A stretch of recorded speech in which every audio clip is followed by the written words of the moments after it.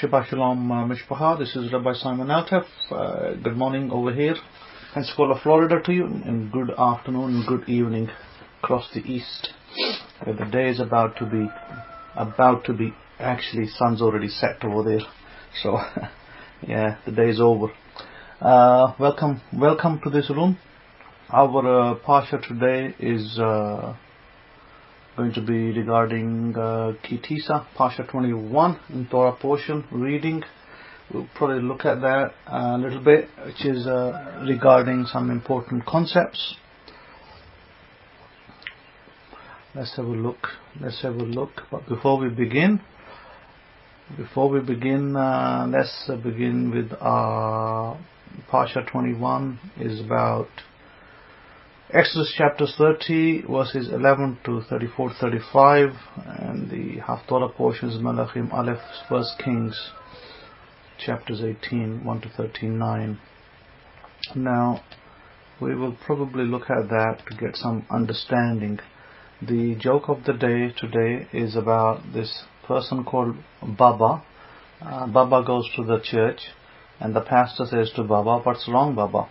And Baba says that I need you to pray for my hearing. And the pastor put his hands on Baba's ears and prayed. And when he was done, he asked him, "How's your hearing now?" And the Baba said, "I don't know. It isn't until next Tuesday." So communications are very important. Things can get messed up in communications, and it is very important that we communicate. And sometimes it's very difficult to communicate with certain people because people can have hot buttons. And one of the things that I wanted to discuss today regarding hot buttons is how do we deal with hot buttons? Is there anything that we can do about it? And do hot buttons carry us from lifetimes to lifetimes? The answer to all that is yes. Hot buttons are things that you carry in yourself that will affect yourself in day-to-day living, whereas you find that, for instance, there are certain things, certain principles that you adhere to. We call it the belief system. Your belief system is what composes you. What is your belief system? Your belief system is everything that you accumulated. We'll call it short for BS. Your belief system is everything you accumulated throughout your childhood, to your adulthood, to your later life, and to the present self. So everything that you accumulated when you were 5 years old, I'll say when you were 3 years old, from that point, you attached a lot of belief systems to yourself as a child, and those things grow with you. Now, the question then is, how does our belief system carry through different life forms, like through different lives? When you died in the previous life and you were sent back, how did that belief system carry? And one of the things I was discussing with Rabbi Kefa yesterday was this person. You may have heard of this person. Her name is Cynthia Stafford, I believe, and she was a jackpot winner. She won $112 million jackpot. I had a brief look into her life just to see what happened, because I was a little bit interested in her life, what happened and how things transpired. She basically said that she used the law of attraction to win a lottery jackpot, and it appears that she won the lottery jackpot back in 2007.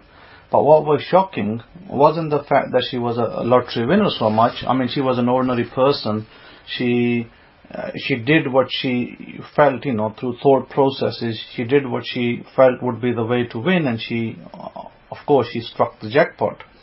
And after that, things kind of went.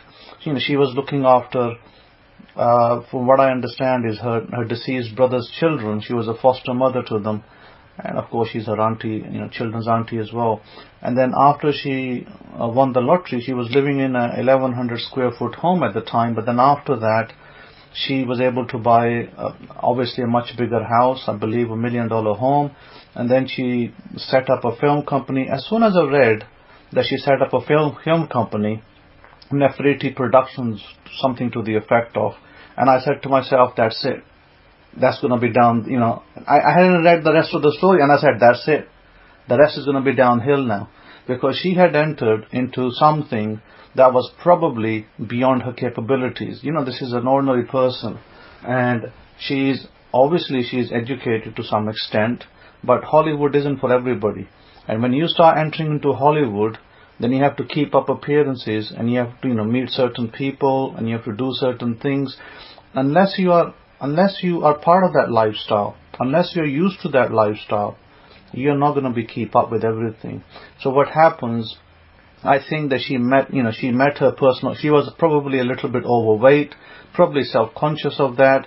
She met her personal trainer. She managed to trim herself down, and then, as her life evolved, this trainer, I'm presuming now, because a lot of the story is missing. The story is not out there, incomplete, but a lot of the parts are missing. So I kind of was thinking that what appears to have happened is that she then had a trainer, and the trainer became her husband, and then everything went downhill from there. It was all downhill into the almost downhill, and it was so shocking that when I read those words, Nefertiti, Queen Nefertiti, Queen Nefertiti was a queen. When I read those words, I was like, that's it, you can forget about it. This woman is done. And and then I read about it in 2016. Guess what happened? She filed for Chapter 13 bankruptcy. $112 million lottery winner. How does this happen? I just sat there thinking that this woman had a great opportunity, and she obviously made a lot of choices during this whole event. She made a lot of choices. She helped some charities. She gave $1 million to charity. Her husband wanted a Bugatti and other things going on, and I guess they were spending money lavishly here and there, and everything that she did from there went downhill. And she ended up with, and today apparently she's just like everybody else on the street. She has no money any longer, and she's back on the Powerball from what I can tell. But having said that, my point wasn't there so much to point out some kind of flaw in her character, but I wanted to point out, and me and Rabbi Kefa had a brief discussion on this yesterday, and Rabbi Kefa basically turned around and said that she made some bad choices, and maybe she ended up a really good person after these bad choices, and in the future run, when she wins again, and she comes into money again, this time she will make better choices. And I said to Kefa, I was saying to Rabbi Kefa one thing, I don't think so, that she will make better choices. She will still continue to make bad choices.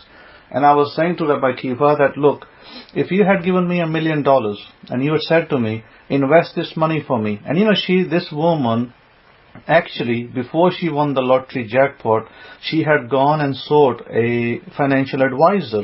So she had the advice and everything, yet she still lost it. So I was saying to Kefa that if that was me, and you had got me, forget about the 112 million, that's a lot sum, forget about the big sum. I said, if you had got me, forget about $1 million, forget the million, let's just talk about a smaller sum. I said, if you had got me and you said, here is a sum of money, invest it for me, somewhere safe, where I can actually have access to certain funds throughout my life. I said, if you had given me $1 million, I was having a discussion with somebody else as well. I was saying, if you had given me $1 million, I would have made your $1 million into $3 million, and or worst still, if I didn't make it into $3 million, I would have taken your $1 million, I would have invested it, that in 10 years time, your million would have been worth 100% guaranteed $3 million. You'll be in your hand. $3 to $4 million will be in your hand. And I said, in spite of that, what I would have done is you wouldn't just lost your money for 10 years and say, oh, where's my money for 1 million gone for 10 years? No. I said, you would have been getting consistent monthly returns from that money for the next 10 years. And 10 years later, you decide, that's it, I want to jack it all off. I want my $1 million back. I would have given you your $1 million plus more, and you would have still had your money. I said, so how does somebody lose okay, let's say 112 million. We say there was taxes probably involved. Maybe she got about $56 million. Let's just say $56 million. That's a lot of money. How does somebody lose $56 million? Right? So now if you say that, oh well, that person will come again into another 56 million and she'll make it. The answer is no. This is where I want to focus my point, is on the belief system. We carry belief systems from life to life. In other words, it's not just from the time you're 5 years old or 4 years old that you carry a belief system. Your belief system attaches to you as a soul, as a person. It attaches, because remember, what is a person? A person is a soul. And then what is the body? The body is temporarily attached to you in this life. And in your previous lives you had a body. And in the future lives you may have a body. You don't know how many times you've already lived. Some of you may be around for 1,000 years, maybe 2,000 years. Some of you may be around for 4,000 years. Somebody said to me, in Pakistan, I was on my visit, and somebody said to me that I see myself in a vision constantly. I get this vision. I constantly see myself in Egyptian clothing, ancient Egyptian clothing, the time of the Israelites. So I said, okay. So I said, you have a connection with Israel. Of course, that's why you see yourself in Egyptian clothing. But I didn't tell them that they had probably been born about 15 times, 20 times over. I didn't tell them that, because can they handle that? Can they handle that kind of belief that I've been, rebirthed 20 times? A lot of people cannot handle reincarnation because religious BS, this time BS means, what I mean, religious belief systems have caused many people to believe that there is no such thing as reincarnation. And so therefore they are told that this is the only life you had, and this is the only life you will have, and if you believe in such and such, then you will go for the next life. In other words, eternity, you'll be resurrected. But what they don't tell you, which is, by the way, factual, a lot of doctors have already, scientists, doctors, psychologists have already proved that many people that have been put through the tests, examinations, have already said that yes, they had a past life. Now the question is, how many past lives did they have? They don't know. But one particular person that I read, he basically questioned a person, and he, through the questioning of that person in regression, because hypnotherapists can put you through regression, and through regression they can tell you if you had a past life. They don't tell you, you tell them, under regression. And so this person apparently had already had 4 lives. And this was probably her 4th, 5th life, and she already lived 4 times, and she was able to tell that doctor how many times, what she did in her previous life. She remembered. When he kind of went deep into those crevices, she was able to tell this psychologist how many, what she did and how she died, etc., etc. My point is this, that this is what I term the belief system. Your belief systems carry from life to life. So when a person makes a mistake, if a person makes a mistake, let's say this is your life, and you made a mistake because of certain belief systems, then what will happen is you will make those mistakes over and over and over continuously until we deal with that belief system. What is a belief system? You see, to most people, belief system means, oh, it's just a set of beliefs. No, it's not just a set of beliefs. A belief system are, what if I can describe it as one of my kind instructors described the belief system as well, kind teachers who I kind of met along my travels, and he basically said belief system is like pictures, it's like stories. They attach to you, they attach to your soul, and they carry from this life, and they carry from previous life. This is why I can tell you that the mistakes my father made when he was young. I know, I can tell you about my dad, my father. The mistakes that my father made when he was young, he's still making those same mistakes when he's an older person. He still is. Hasn't changed one little bit. So my question, this is why I was saying to Rabbi Kefa, it doesn't matter. Kudos to Cynthia Stafford. I hope everything goes great for her. But I was saying to Kefa, unless this person comes to the right person, somebody like me comes into her life and directs her, this person will still lose all her wealth. She will not be able to retain it. Doesn't matter how clever she thinks she is, because that's what I call belief system issue.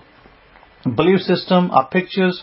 Belief system are attachments. If you can imagine attachments, if you can imagine hooks, they are on your person. They are not visible. They are visible in the spiritual world only. They are visible only when we actually magnify them. And a lot of people don't even know how to magnify them. So this is why it's very important to deal with our belief systems. And today I will give you a method how to deal with that. Now, of course, a lot of the things that we do, weekly, daily, monthly, yearly, is one of the things we do is we believe in, we consume a lot of negativity. We consume a lot of negative media. A lot of negativity comes from media. First thing we wake up, and I can tell you about myself, when I was in England, first thing I'd wake up, switch the TV on, what's going on the news? Well, this has happened, that guy got murdered, and this guy got trashed, and, plane crashed over here, and all this negative media goes into your head first thing in the morning. Guess what? Guess how your belief system builds up. Oh, the world is a bad place. The world is an evil place. There's all this mayhem and murders and bad things going on. So your belief system, this attaches to you. This affects you on a daily basis. So one of the things that we must be very careful of is what do we ingest. And Rabbi Kefa mentioned something very, very important. When I was speaking with Rabbi Kefa yesterday about Cynthia, the Rabbi Kefa mentioned that it comes down to, again, who do you listen to? In other words, from what I could tell, her life went downhill the moment she met her personal trainer who became her husband. So, who do you listen to? In other words, the person you listen to will have a big chunk of what you do in your life. So if you got the wrong person, that you listen to the wrong person, then your life's going to be all messed up, and that's absolutely true. We discussed this part several times before. Who do you listen to? Because who you listen to is what might shape you.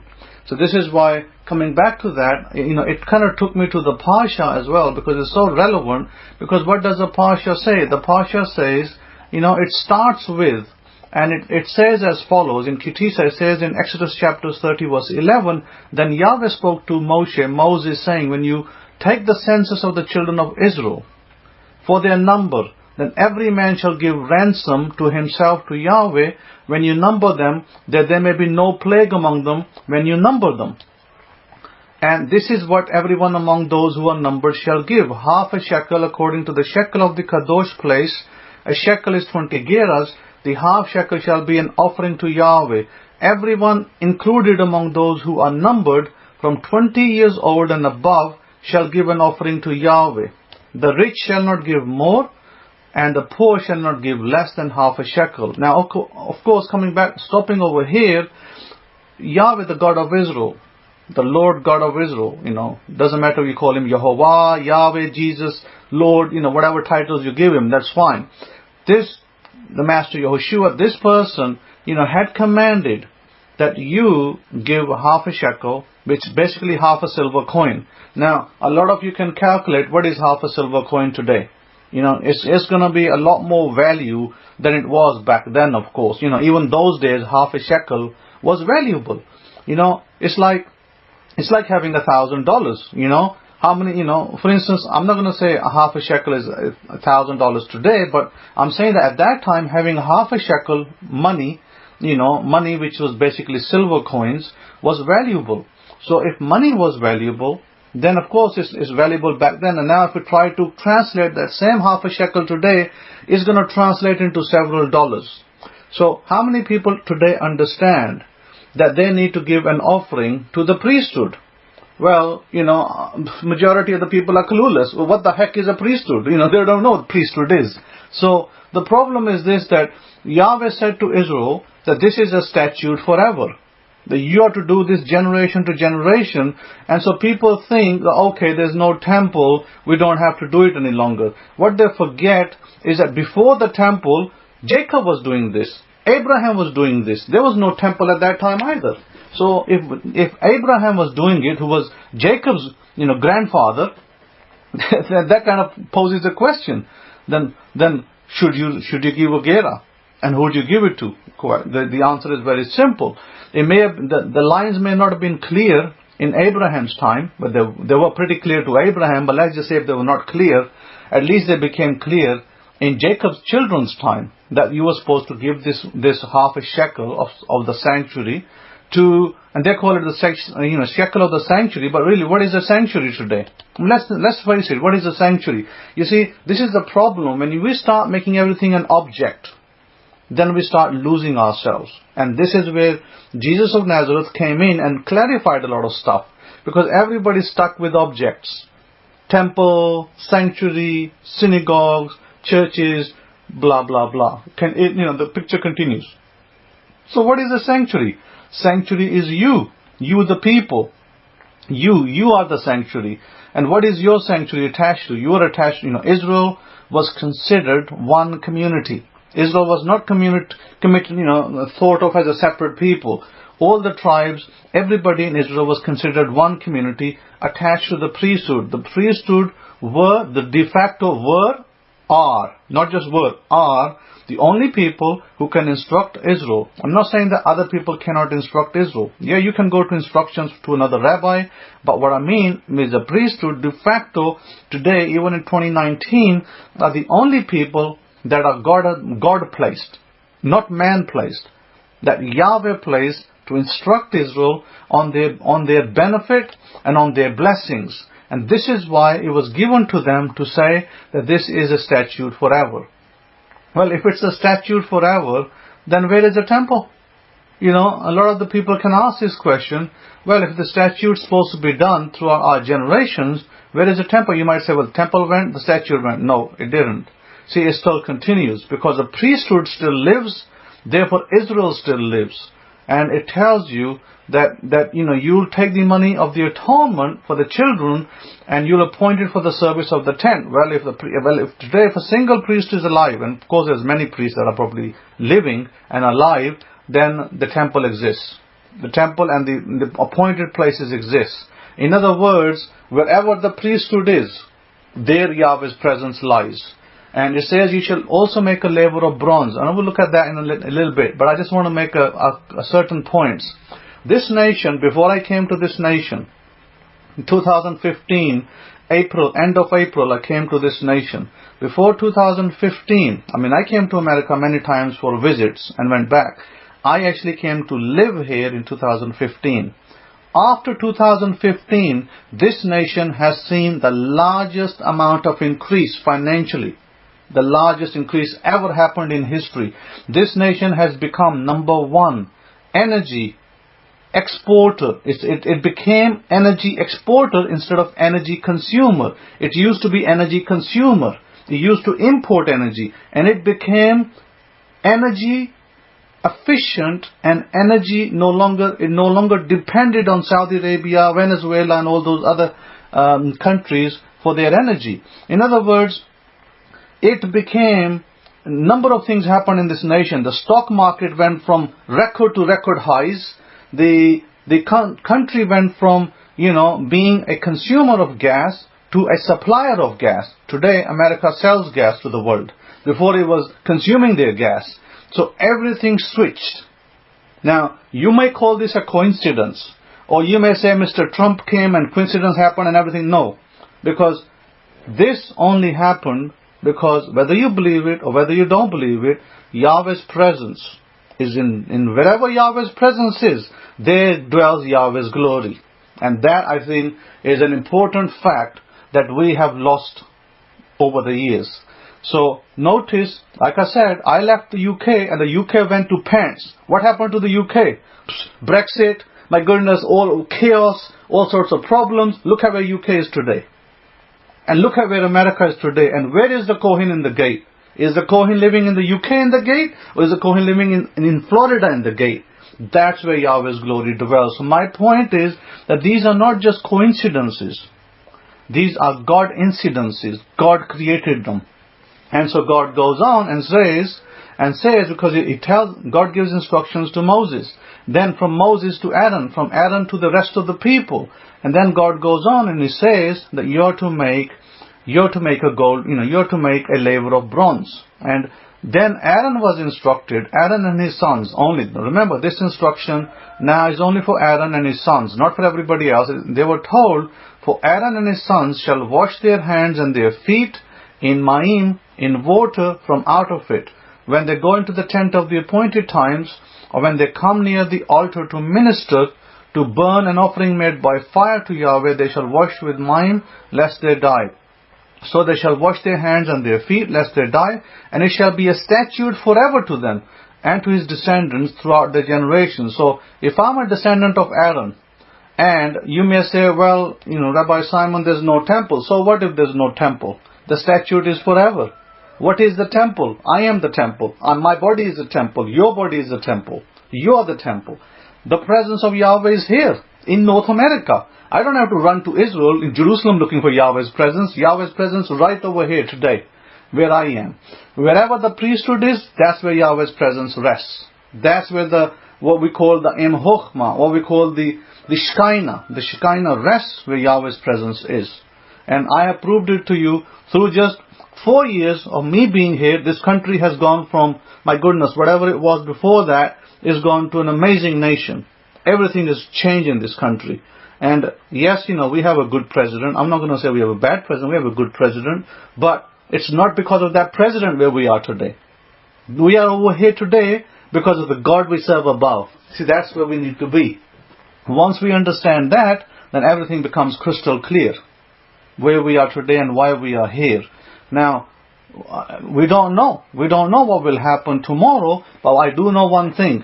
I will tell you one thing. As long as my dwelling is here, this country will remain blessed forever.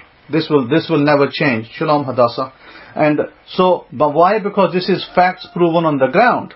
I'm showing you facts on the ground in UK. I have families living in the UK. Lion Princess, she's in the UK. She'll tell you, UK's gone to pants. Bickering, Brexit, losing of jobs, people going out of work. It's terrible. It's not good. What's happening in the UK right now, they can't even make a decision of how to leave and when to leave. They're still fighting over leaving dates. Their divorce bill with the EU. So a lot of mess over there right now. A lot of people in uncertainty, jobs being lost in car industry, like record jobs being lost in the car industry right now. It's so bad over there. And people are very uncertain, people are very afraid, people don't know what's going to happen in the near term. And the pound, if you have access to Google, you can go check the pound's value. What used to be, when I came to this country, before I came, pound was 1.6 to the dollar. Today, the pound is around about 1.28 to the dollar. 1.28. Imagine that. It's lost almost 20% of its value in less than 4 years. So that's where the pound is today. So everything is gone in UK economy down the pipe. So why? Is it a coincidence or is it spiritual? So we have to understand these things. We can't just say, because of politics. No. Anything that happens in the spiritual world, which we call the spiritual world, I term it spiritual and I term it the energy world. Anything that happens in the spiritual world will affect you in the physical world. I have said this many times over and over, that anything that occurs in the spiritual must manifest in the physical. But we have to have the eyes to see it. Unless we have the eyes meaning you're not going to have some special set of goggles, but you're going to have a wisdom to understand these things. When you have the wisdom to understand these things, this will help you. This is why I was saying that towards Israel, one of the things that God had commanded Israel, and this is what I wanted to read to that point as well, is God spoke about the Sabbath in this passage. And He said that before He spoke about the Sabbath, He said this. He said in verse 30 of Exodus chapters 30, and He said that, and you shall anoint Aaron and his sons and consecrate them, that they may minister to me as priests And you shall speak to the children of Israel, saying, this shall be the holy anointing oil to me throughout your generations. It shall not be poured on man's flesh, nor shall you make any other like it. According to its composition it is holy, and it shall be holy to you. Whoever makes any like it, or whoever puts any on it on an outsider, shall be cut off from the people. So there was a certain certain holy oil with certain ingredients that the priesthood was supposed to make, and they were consecrated with that. They were, after they were consecrated, the oil was only to be reserved for the priesthood and not for anybody else, in basic nutshell. It gives you some of the ingredients. It says that take sweet spices, fragrant gum, cinnamon, gold badam, pure frankincense, and some other spices, and it was supposed to be composed of that. And there's a lot of debate today, by the way, and I'll be forthright about this. Oh my goodness, car industry is soaring in America, and it's down the sewers in England right now, so it's not very good over there. So having said that, apparently there's debate on this oil that there was also what you call it? Not marijuana, sorry. What's the term for weed? I forget the terminology. So there is actually cassius, basically, I think is one of the terms that is used. And there's a lot of debate whether that was also part of the ingredients that was put into this particular oil. So anyway, so we leave that to God will show that in future if that was the case or not the case. So anyhow, we were supposed to make that oil, and we were supposed to use this oil. Chances are that it was, yes, that was one of the ingredients, by the way. Chances are that. And it says that you shall beat some of his very fine, and put some of them before the testimony in the tent of the appointed times, where I will meet with you. It shall be a holy to you, which I will meet with you. But as for the incense which you shall make, you shall not make any for yourselves according to the composition. It shall be for you holy to Yahweh. Whoever makes any like it, smells it, he shall be cut off from the people. Okay, so let me come to the important one. Let's not talk about marijuana and all that kind of thing. Let's focus on what's actually being said over here. He said that after these people are consecrated, who are called the priesthood, Aaron and Aaron's sons, God said that I will meet with you through them. In other words, that's the important bit, because it says that, let me come back to that verse again. God tells you that they're to make this particular holy oil, and then after that, God says that after that, the oil is done. In verse 36, it says, you shall beat some of it very fine, and put some of it before the testimony in the tent of the appointed times, where I will meet with you. So, where is God going to meet with you? According to God, He's going to meet with you at the tent of the appointed time. Where is the tent of the appointed time today? So, as I said to you, that this tent of the appointed time, yeah, that's right, cannabis. Cannabis was, by the way, it looks like it was one of the ingredients in there. Of how much, the Torah doesn't exactly specify, but it was. And maybe I'll tell you a little story about cannabis if I have time, regarding a chicken recipe in India. So having said that, my point is this, that wherever the priesthood is, that is where the tent of the appointed. What is a tent of the appointed times? Don't think of it like a physical place today.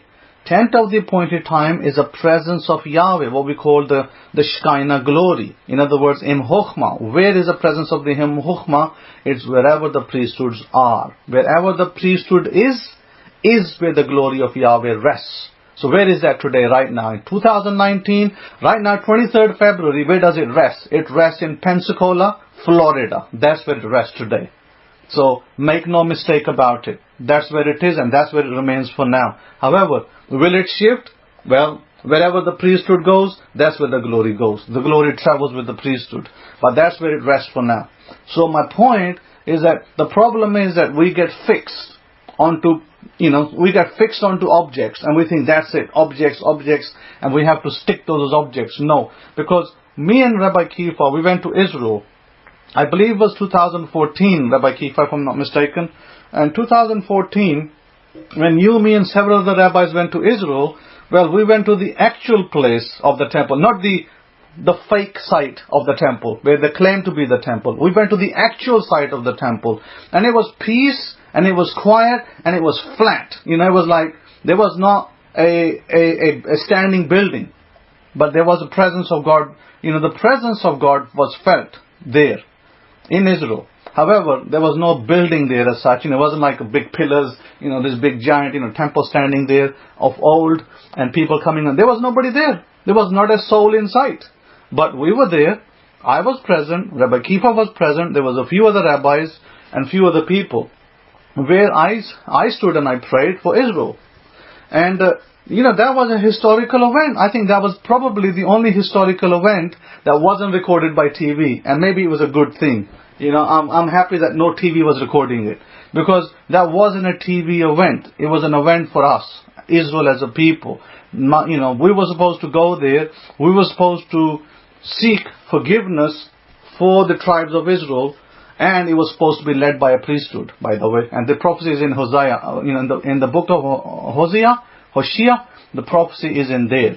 So my point is this, that we definitely went there. We did what we needed to do. Now, you had everybody else streaming and lining up in Jerusalem. Everybody else, every Tom, Dick and Harry that goes from anywhere, they are in Jerusalem.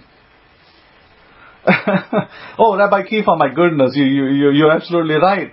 Me and Rabbi Kefa are the only two people standing after that trip is over. In other words, it has been now 5 years, since 2014. The only two people who stand together after that trip is me and Rabbi Kefa. Everybody else that was part of us at that time is all disappeared. In other words, people are so fickle with their imaginations, with their, things that they think. They no longer, they claim to be serving God, but are they serving God? That's the question I leave open. Are they serving God? Because if the priesthood is historically, if the priesthood is today in Pensacola, Florida, and you know what? Let me tell you one thing about this place, Brownsville.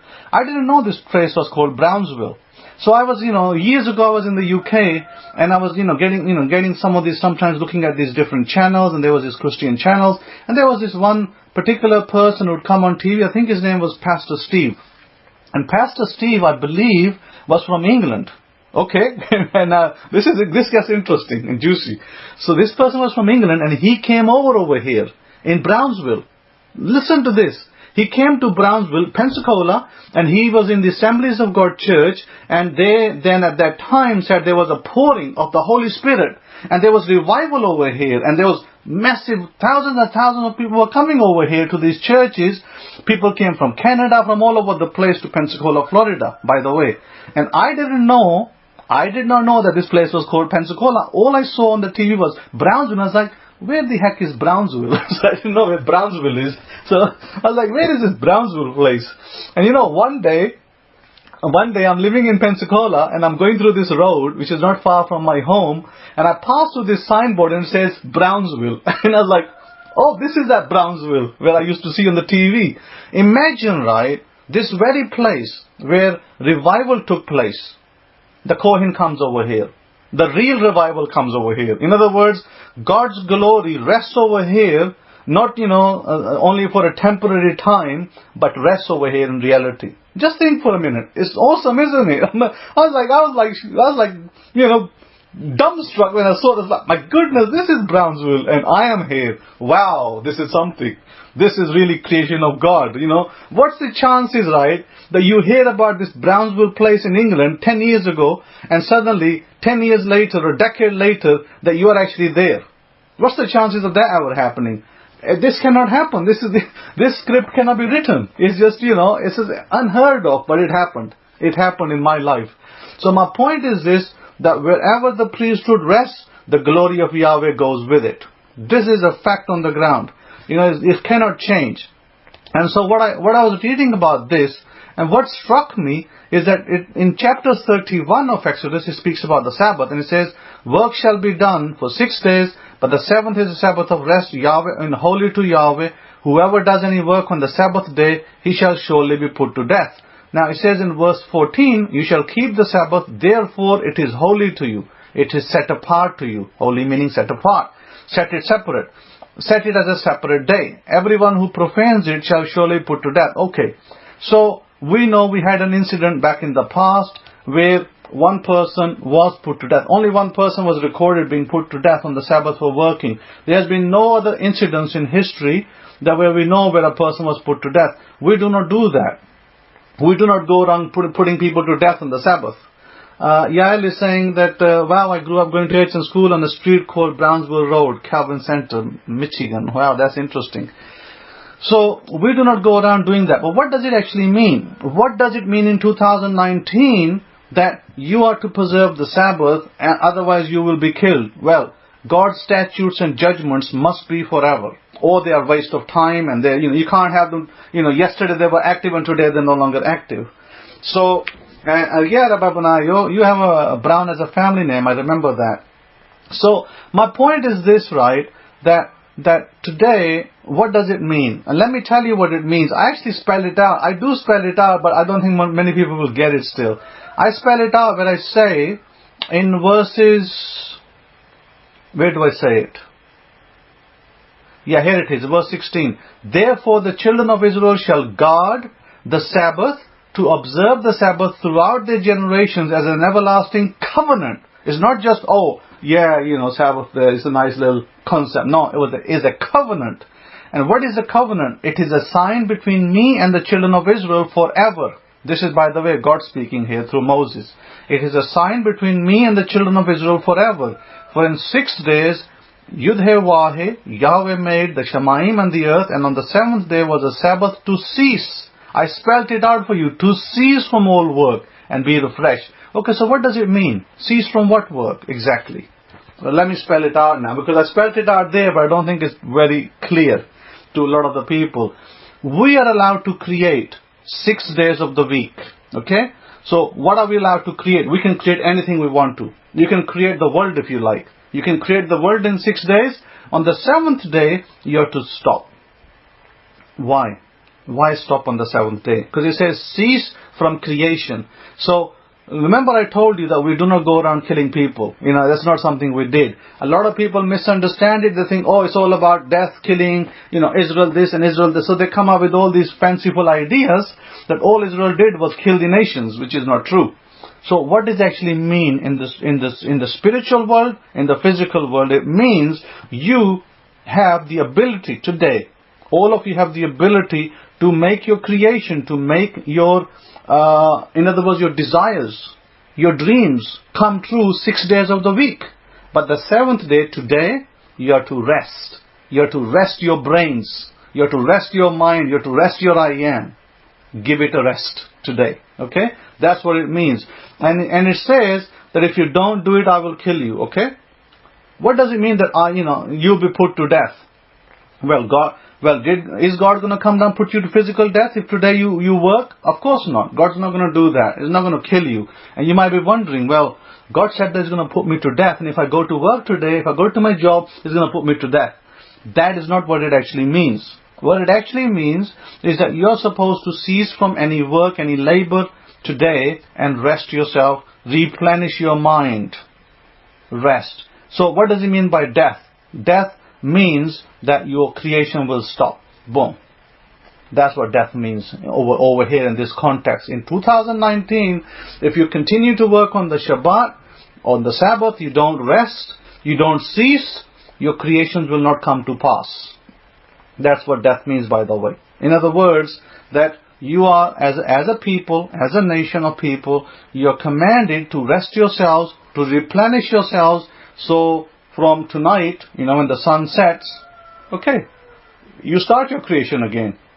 You desire to have a beautiful job, you can get it.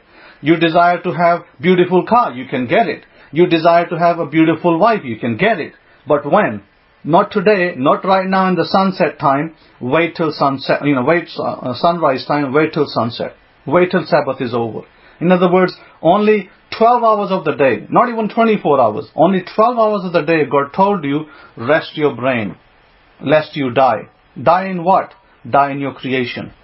So God is trying to prevent you from being dead to your ideas, to your thoughts, to your processes, because, you have all of you have desires.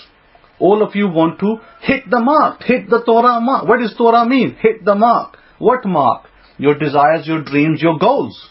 That is Torah. So, are you trying to do anything bad? Absolutely not. You're doing great. Because look, if you're trying to have a good job, if you're trying to have a good family, what is Torah? This is Torah. That is the mark. That is what you're supposed to do. You're supposed to do kindness to the world. You're supposed to be kind. You're supposed to be good. You're supposed to be wholesome. How can you do all of that if you yourself are standing there holding a card and saying, I need help? How can you help the world then? If you need help yourself, you can't help the world. So what God is trying to say to you is, don't put yourself in the position of holding a card, saying, please help me. Because God says, I will help you throughout the week. Whatever you create, I'm there with you. Whatever you create, I'm there for you. But only during working hours. Rest it on the Sabbath. In other words, why? Why? Because it's very easy. I thought about it. It's very simple. Because what God is trying to do is God is saying, look, we have 60 to 70,000 thoughts a day. Every day we have to deal with 60 to 70,000 thoughts. And majority of those thoughts are negative, right? And it might be news items, it might be family items, it might be all sorts of garbage that go through our brain. So what does God tell you? Rest it. We have an analyzer inside our brain. Imagine this analyzer. This analyzer that analyzes everything that goes through your head. What is God telling you? Switch the analyzer down. We won't be able to switch it off completely, but God is saying, turn it down. Turn down your analyzer on the Shabbat. Don't continue to think. Don't continue to act. Don't continue to create. Stop it. Leave it off for 12 hours. Leave it off for sunrise, from sunrise to sunset. Then you can start after sunset. So, what is actually being taught over here? What is being taught over here, which I don't think you're going to hear from any other rabbi in the world, and you hear from this rabbi, is that your best time of creation is when? At sunset, when the Sabbath finishes. That is your best time for creation. Why? Because history proves it. History proves it over and over again that when you set a goal, when you set yourself to do something, and you set yourself and you say, you know what, I'm gonna, I'm gonna get something. I don't know, maybe you say, I'm gonna get a new job or a good job, and you start visioning, you start imagination, you start thinking about it, you start, mulling over it, you start putting yourself into the practice, and you do it in the evening. That is the best time for when I say creation, it's not technically creation, you're bringing it to pass. So you can do it in the evening. That's very important to understand. Now, why evening? Which I just explained to you. Sunset hours are the best hours for creation. Remember, we went over this number of lectures and explained, sleep on your ideas. Have ideas. Think of the ideas you want to do. Have an idea. Sleep on it. Sleeping on it means, before you sleep, think about it. Focus on it. Focus. With iron focus. So your focus is strong. Whatever it is you desire. But let me say one thing. That remember, we spoke about the half shekel of the sanctuary. And we spoke about the tithing principle. One thing we must all remember, as a people, Israel as a people, because you're part of spiritual Israel as a people. Israel as a people always tithe to the priesthood. Always. That was a de facto standard. It is through the tithe that God returns back. It is always through the tithe that God returns back. I don't often speak about it. I say you won't hear many of my lectures talking about tithe. But I'll tell you one principle of tithe. It is through the tithing method that the blessings will come to you. If you don't tithe, forget your blessings. They'll never come. Because you could just forget about it. This is why I say that when you get wealth, when God makes you rich, and I'm definitely for you for that, never forget your tithes. Don't forget that what you give back to God is what God protects you through. One of the principles that I spoke to Rabbi Kefa in private and a couple of other people was, every day, you obviously want to get somewhere to be a nice home, nice family, because families, what we are made of. What are we made of? Family. So family is very important to us. Our wives, our children, very important to us. So one of the things we must do is daily we focus our family life on protection from God. How does the protection come? By the way, the protection is also through the priesthood. Because when you don't look after the priests in your gate, no protection will come to you either. All these people being killed in America, left, right and center. could be Mexican, could be black or whatever. Police is racist, police is this, police is that. Police is only an instrument of judgment through God. Remember that, what I just said. Police is an instrument of judgment through God. Why? Because you have forgotten your statutes and judgments. That's why. When you remember your statutes and judgments, then God will protect you as well. So remember, the protection is very important, and that is part and parcel of the priesthood, because the priesthood was put in place as a shield unto Israel. Why? Because we have some supercharged commandments. Supercharged commandments, supercharged scriptures. Why? Are they airy-fairy? Are they not powerful? No, they are very powerful. They are very powerful. Scripture is very powerful. And Scripture, even today, will deliver a blow that is more powerful than Mike Tyson's punch. So don't ever believe for a second that God has forgotten. God's priesthood is forever. God's priesthood will live forever. And God's statutes are live forever. Now, God is not here just to beat you up every day. Every time you do something wrong, to hit you with a stick. No. God is trying to help you, to benefit you, to bless you. God wants to bless you because God has Himself commanded a blessing on you. And you should never forget that. There is a commanded blessing on you. You should remind yourself every day. You should remind yourself every day in your affirmations. I have a commanded blessing on me. God has blessed me. This should be reminded as daily affirmation. When you read your affirmations, this should be one of the affirmations you should be doing. I thank you, Lord, for your commanded blessing upon me. I receive it with gratitude. I thank you. You should do that daily because it's very powerful. Very, very powerful. Now, coming back to the negative media, negative consummation. It's very important that you don't consume too many negative things, because if you do, then you're going to end up in all sorts of problems. So my point is, when your focus goes on to the negative media, and I'm not saying that media is evil or anything like that. I'm simply saying that when you are consuming through TV, pictures, remember pictures on TV, and you're consuming a plane crashed over there, and this man killed over here, and this man shot over there. What is that doing? That is hampering your creative ability. That is that's dampening your spirit. That's dampening your spirit, because what's happening is you're like, oh my goodness, that person died over there. Oh, isn't that so bad? So you're actually consumed. Because you're consumed with negativity around you, that can hamper your ability to manifest in your life. So the less you consume of it. Now, of course, we can't get rid of it entirely. We can't get rid of TVs. That's fine. But what we can do, we can utilize those TVs for the better things. In other words, let me put it this way. And I want you to evaluate what I just said today with your life. If you have been watching movies, dramas, soap operas with breakups, guess what's going to come in your life? A breakup. If you have been watching movies and dramas, inspired ones, about success, about well-being, about having good things, guess what's coming in your life?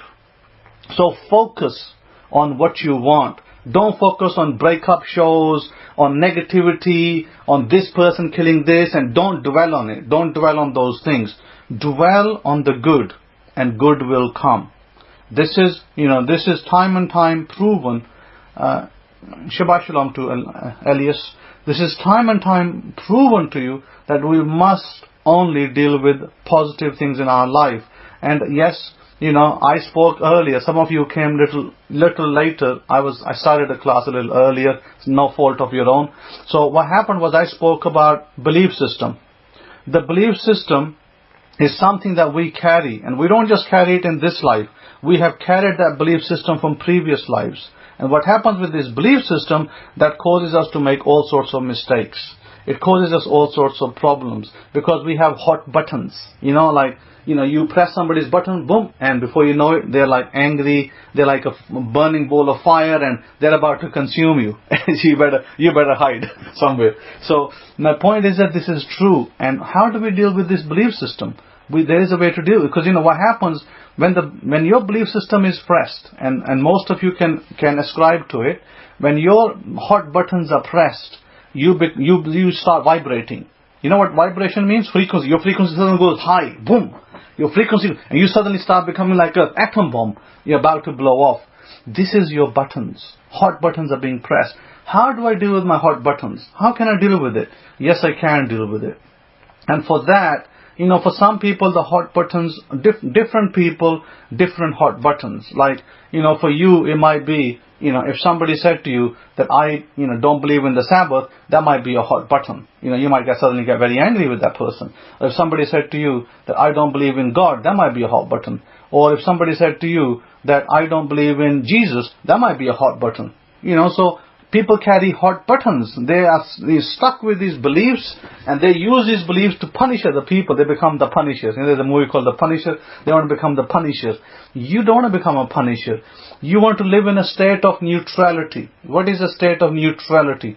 A state of neutrality is where you are completely, of course, you still have your beliefs. Your beliefs are not going to go away, but you have a state of neutrality. If somebody says, I don't believe in the Sabbath, I don't care if he doesn't believe in the Sabbath. That should be your attitude. If somebody says, I don't believe in God, I don't care if it doesn't believe in God. That should be your state of neutrality. In other words, it does not faze you. You do not care about it. You do not care if somebody says, oh, God doesn't exist. Doesn't matter. So what? He or she can believe that. But my state remains neutral. I don't care about it because my belief is firmly centered in God and in God's commandments and rooted into His Torah. I don't care what other people think. Period.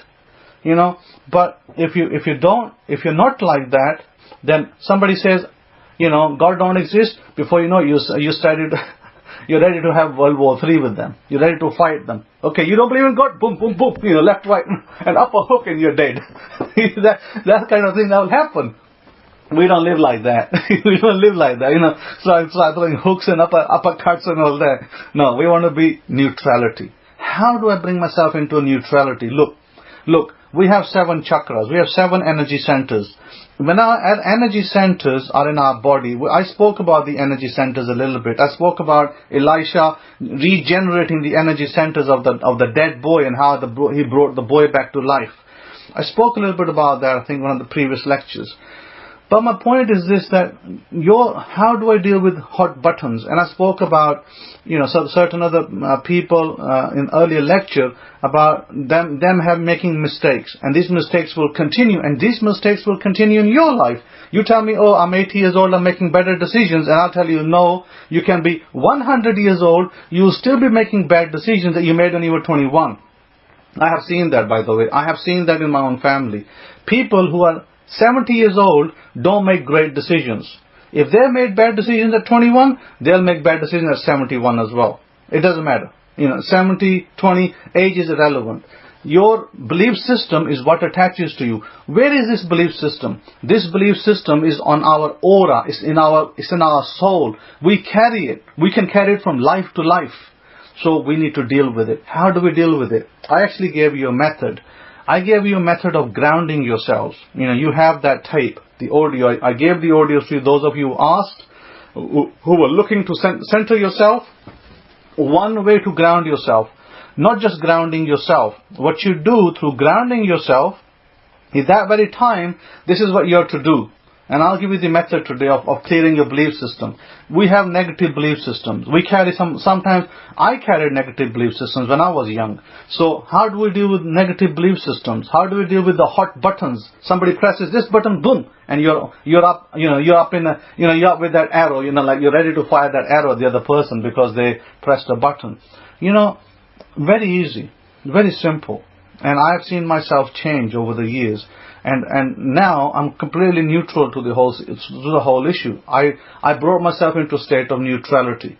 I still carry my beliefs, but I brought myself into a state of neutrality because I'm not going to fight every person who disagrees about the Sabbath, am I? I'm not going to do that.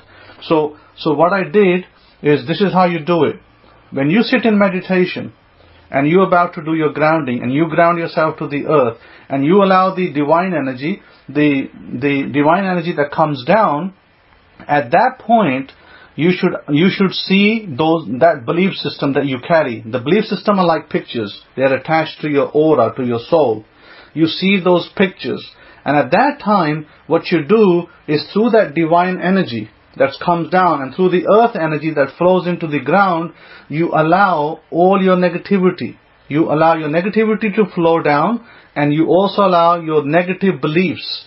Anything you say to yourself, anything that doesn't line up with my belief system, anything that doesn't line up with, sorry, not your belief system, I mean the neutral earth belief system. So the energy that comes from the earth, you say to yourself that let the earth take away anything that doesn't conform to the earth energy. In other words, if you have any belief system that is in conflict with the earth's energy, will be taken away via the earth energy. Then the divine energy that flows from above, you're going to have divine energy flowing from above, from the Shammai, from the heavens. So you say to yourself in your meditation state, maybe we'll try this one day. And what you say to yourself is you say to yourself that any divine, any energy, in other words, anything that comes down that is not incongruent to yourself is taken away. Give me a second, please.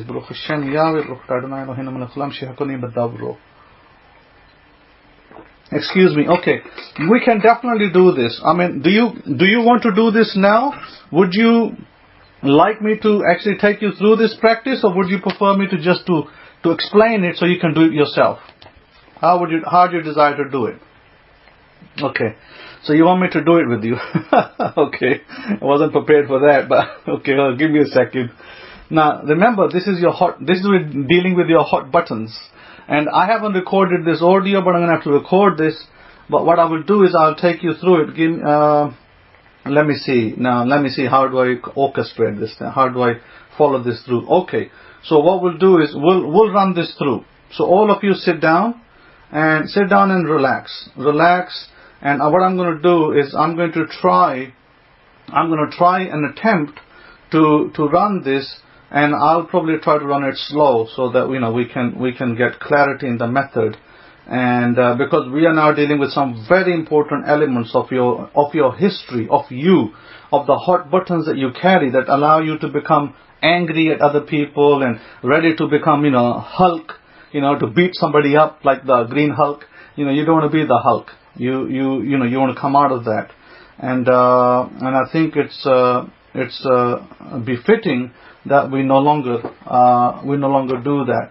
So let me just see now. Where do I begin? I'm going to have, okay. So all of you, the best thing to do is right at this moment. Okay, hold on a second. So the best thing to do is to first, and I'll explain the process first before I actually go through it, so you understand exactly what it is that you're going to be, getting. So the idea is that we basically, belief system, you must understand, these are things that we carry in our life, and they attach to our body, to our soul. Now we have a body, physical body, that we all understand physically. But we also have a spiritual body, and a lot of us are always stuck with the physical. We don't understand the spiritual. Spiritual body, by the way, lives in in what I can only describe as your energy world. So energy world is basically a world in which we are tapping into what we know as spirituality, our spiritual world. And our spiritual world is technically is the world that we don't see through our mind, regular mind, but we do see it through our spiritual mind. And are you saying that the volume is still low? I thought the volume was fine. Let me just double check. Volume is low. Let me check my recording devices over here. Microphone should be set. Oh yeah, microphone is a little low. You got that right. Okay, hopefully this is better now. Is that better now, or is that went low again? It should be okay now. All right, good. So yeah, I don't know what happened. I thought the microphone was fully up, but of course sometimes it goes low. So my point is that the what happens is, because we are dealing with spiritual world, what we call the energy world, and we are dealing with your daily, your physical self, and we are composed of energy. You must understand that we're composed of energy. Because we are composed of energy, we can run into all sorts of issues in our energy problem. So let's begin. I want you all to sit down, relax, and I want you all to be in a state of presence. Be in a state of presence, relax. You can lie down. If you feel comfortable lying down, you can lie down. And just follow me, and hopefully it shouldn't take that long. And it's going to be recorded as I do this, and hopefully once I make this recording, then we can dish this out as well to you afterwards if you need it as a daily thing, and you can incorporate it as part of your grounding. Okay, we'll start. So get comfortable.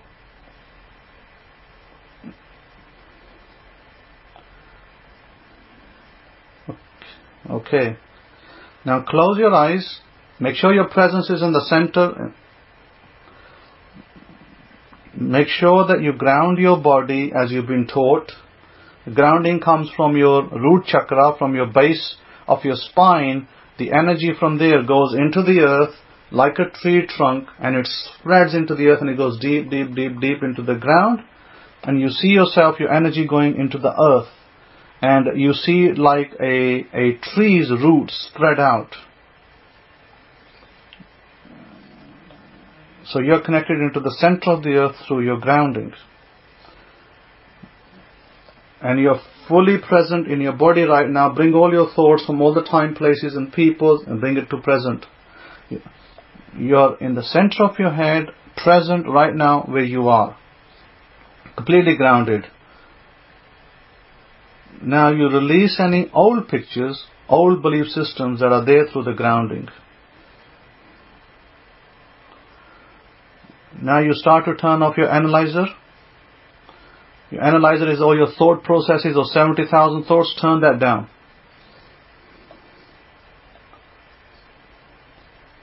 Now you may have other people connected in energy world with you, present in the room. So in your head, in your present moment, you tell them to leave. Politely. And you're clear. Now you notice the earth energy will come through your feet, through your legs, coming up. And this earth energy that's coming up through your legs, into your calf muscles, knees, up to the base chakra point, the base of your spinal cord, is all the information that you need to be successful, to be magnificent in this life. And anything that is negative, that is not right, that doesn't match with Earth's energy, will be taken away by the Earth's energy. Through your body. Because you're connected.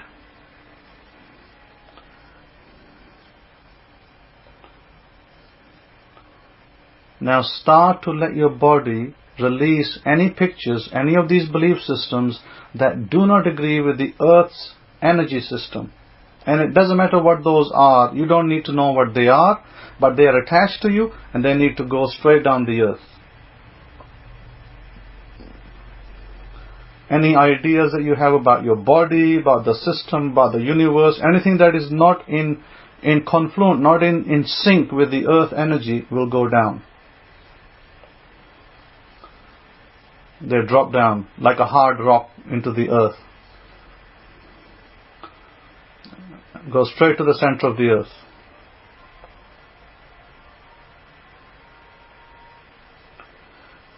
Now feel your body relaxing, and breathe normally. Breathe in a few times, deep and normal breathing. Now you see the cosmic, the divine energy coming down your back from the top of your head, chakra. The crown chakra, it comes down it comes down from the back of your body, and then it goes to the base of the spine. Then it turns inside your stomach, and that energy then goes back up. It then goes into both arms. It shoots out of your arms through the minor chakras, and then it goes back out of your head, out of your aura. You will have an aura around your body, which is usually, that's another subject altogether, but usually that aura is arm's length, sometimes bigger.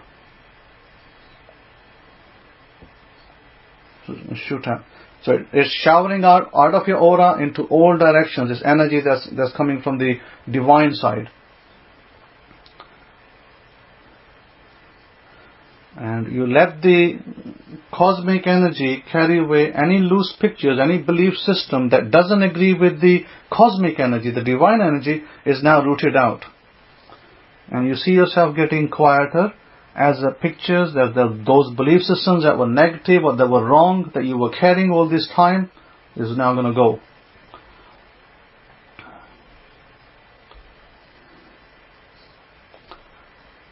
Now this cosmic energy, you must feel that the cosmic energy, the divine energy that comes down, brings all the information that you need to know that you are a spirit on this earth, that what you need to do, all the information you need is part of that.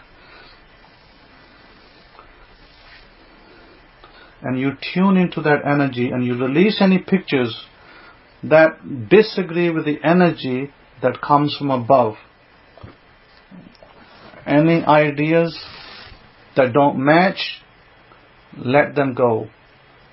Let them be carried away into the cosmic energy. Those pictures, that belief system that's attached to your aura, it loosens, and it doesn't matter what those pictures are, it just loosens and it goes back up through the head, the crown chakra, and out the aura, flashes out.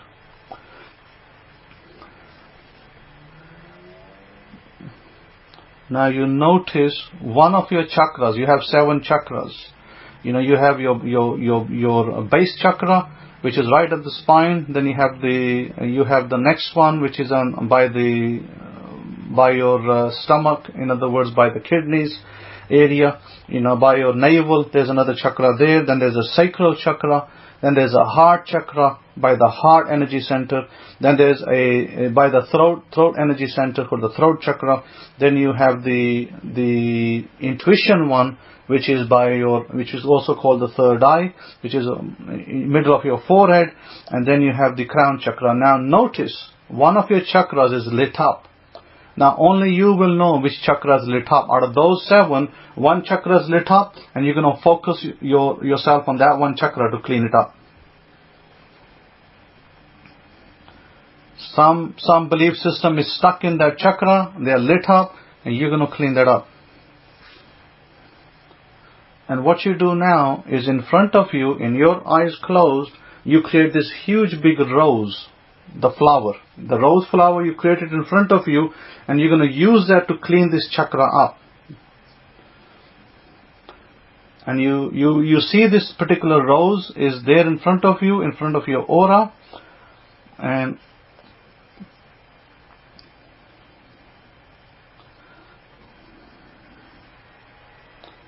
now the cosmic energy descends from you and is picking up all those belief systems, those wrong pictures, and shooting them out the top. And this rose is what's picking it up. This rose is picking up that energy and is being charged by all this bad energy. The rose is getting charged instead, this big rose.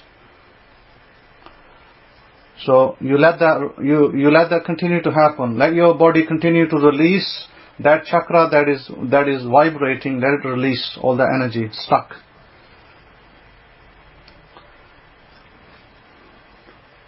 Now, next to the rose, what you can do is you create what's called a neutrality gauge. And what the neutrality gauge does, it shows you each of your energy centers, whether they are neutral, whether they are positive, whether they are negative. And it can give a sound. It can give a sound to you, or it can just, blink red.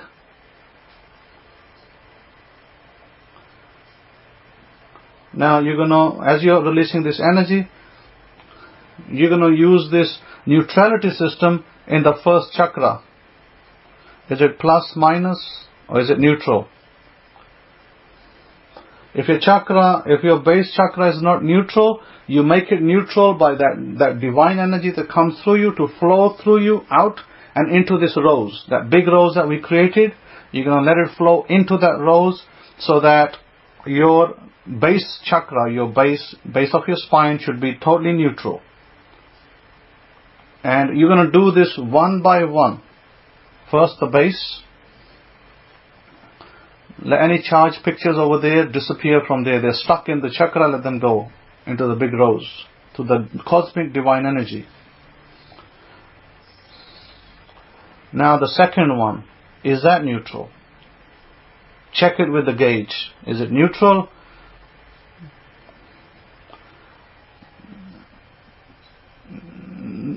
Just notice if there's a positive or negative charge, and you don't need to understand what those pictures, what those belief systems are. You let those release and let the charge of that chakra should be at neutral. Now the third chakra, the sacral chakra, is it neutral? If not, let any pictures that are stuck there, let them be released through the divine cosmic energy, go into the rose. Now we do the fourth one, the heart chakra. Is that neutral? Check it as well, and let it also flow out. Any bad charges in there, let them move out into the rose through the divine energy. Now we're going to do the fifth chakra, the throat. Any charge, is it neutral? Is it positive? Is it negative? See on the neutrality gauge. And you do that. You allow that to be released as well. Let it move out into the rose. Any negativity, any negative beliefs, anything. You don't need to know what those beliefs are. Let the divine energy root all those out. Now your third eye, sixth chakra, is that neutral?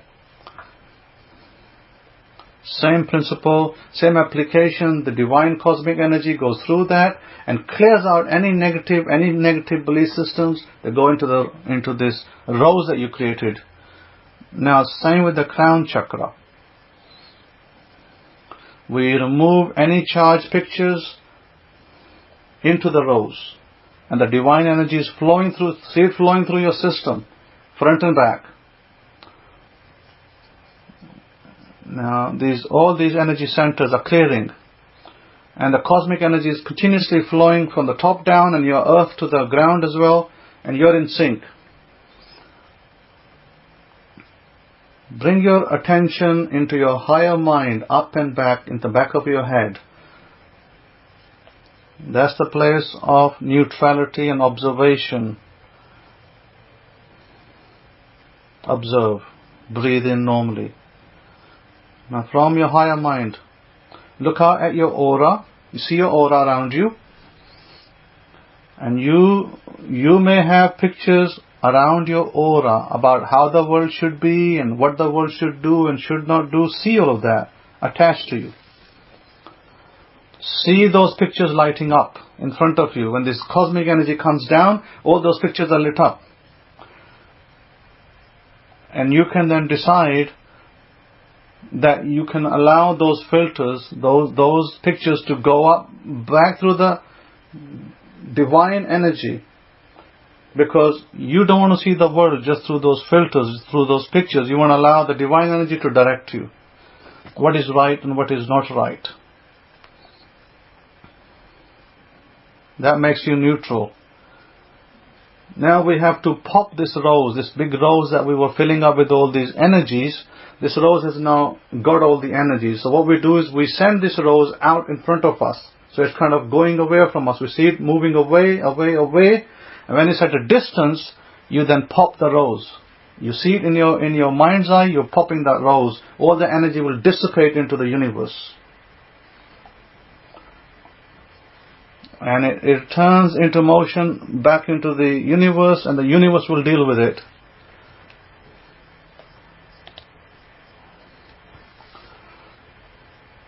So this rose has been popped. All these energies have gone. And feel that all that new space, feel yourself all light and all good, and you're no longer carrying these beliefs that are going to affect your life negatively. Now you create a new permission rose. This new rose that you create is in front of your body. You create that in front of your body, and you see it in front of your aura.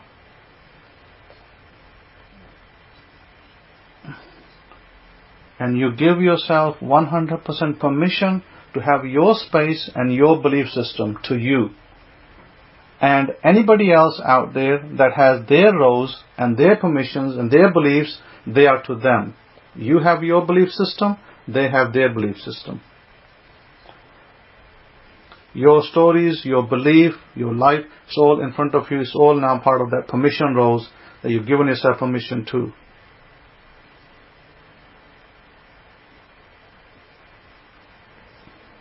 So everybody else have 100% permission for their space and their stories and their beliefs. And you have 100% permission for your space, your stories, your beliefs.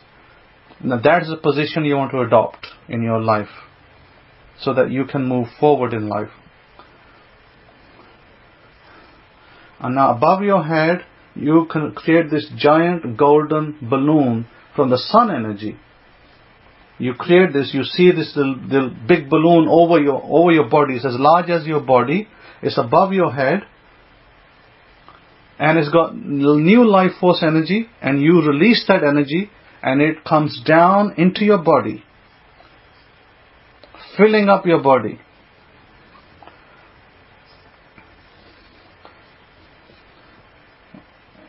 So all those places where you release the pictures, this new energy, this sun energy is filling all those places, coming down into your different chakras.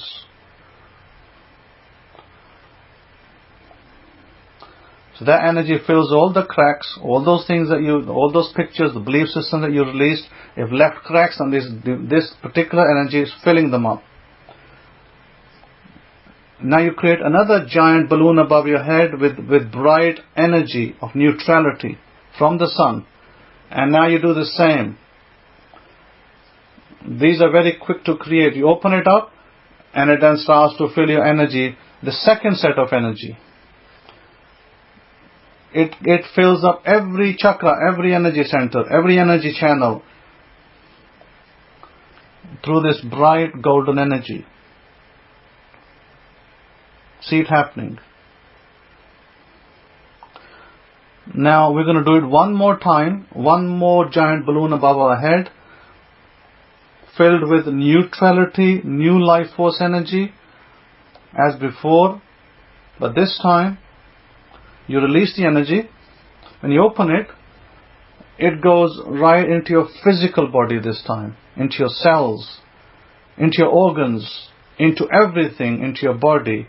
And it refreshes, nourishes, lights up all the way into your atoms. It fills you with new life force. And then breathe. Give yourself now permission to have neutrality always. You smile. Give a nice bright smile, be amused, and you say to yourself, I love neutrality.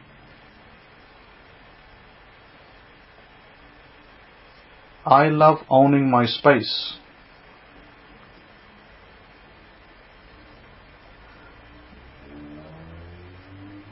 And then you say, I love the planet Earth. I love divine energy that heals and replenishes and refreshes me. And now you can open your eyes. So that was the exercise that we just did, and that helps to remove those hot buttons, those belief systems, those pictures that were attached to your soul.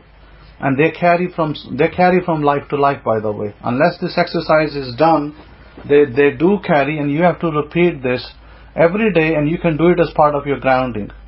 When you do it as part of your grounding, it shouldn't take you that long to go through this process, and it should bring you into a state of neutrality, and where you will not be fighting with everybody, where you will not be arguing with everybody, where people can't press your hot buttons. Now when people press your hot buttons, guess what? Nothing happens.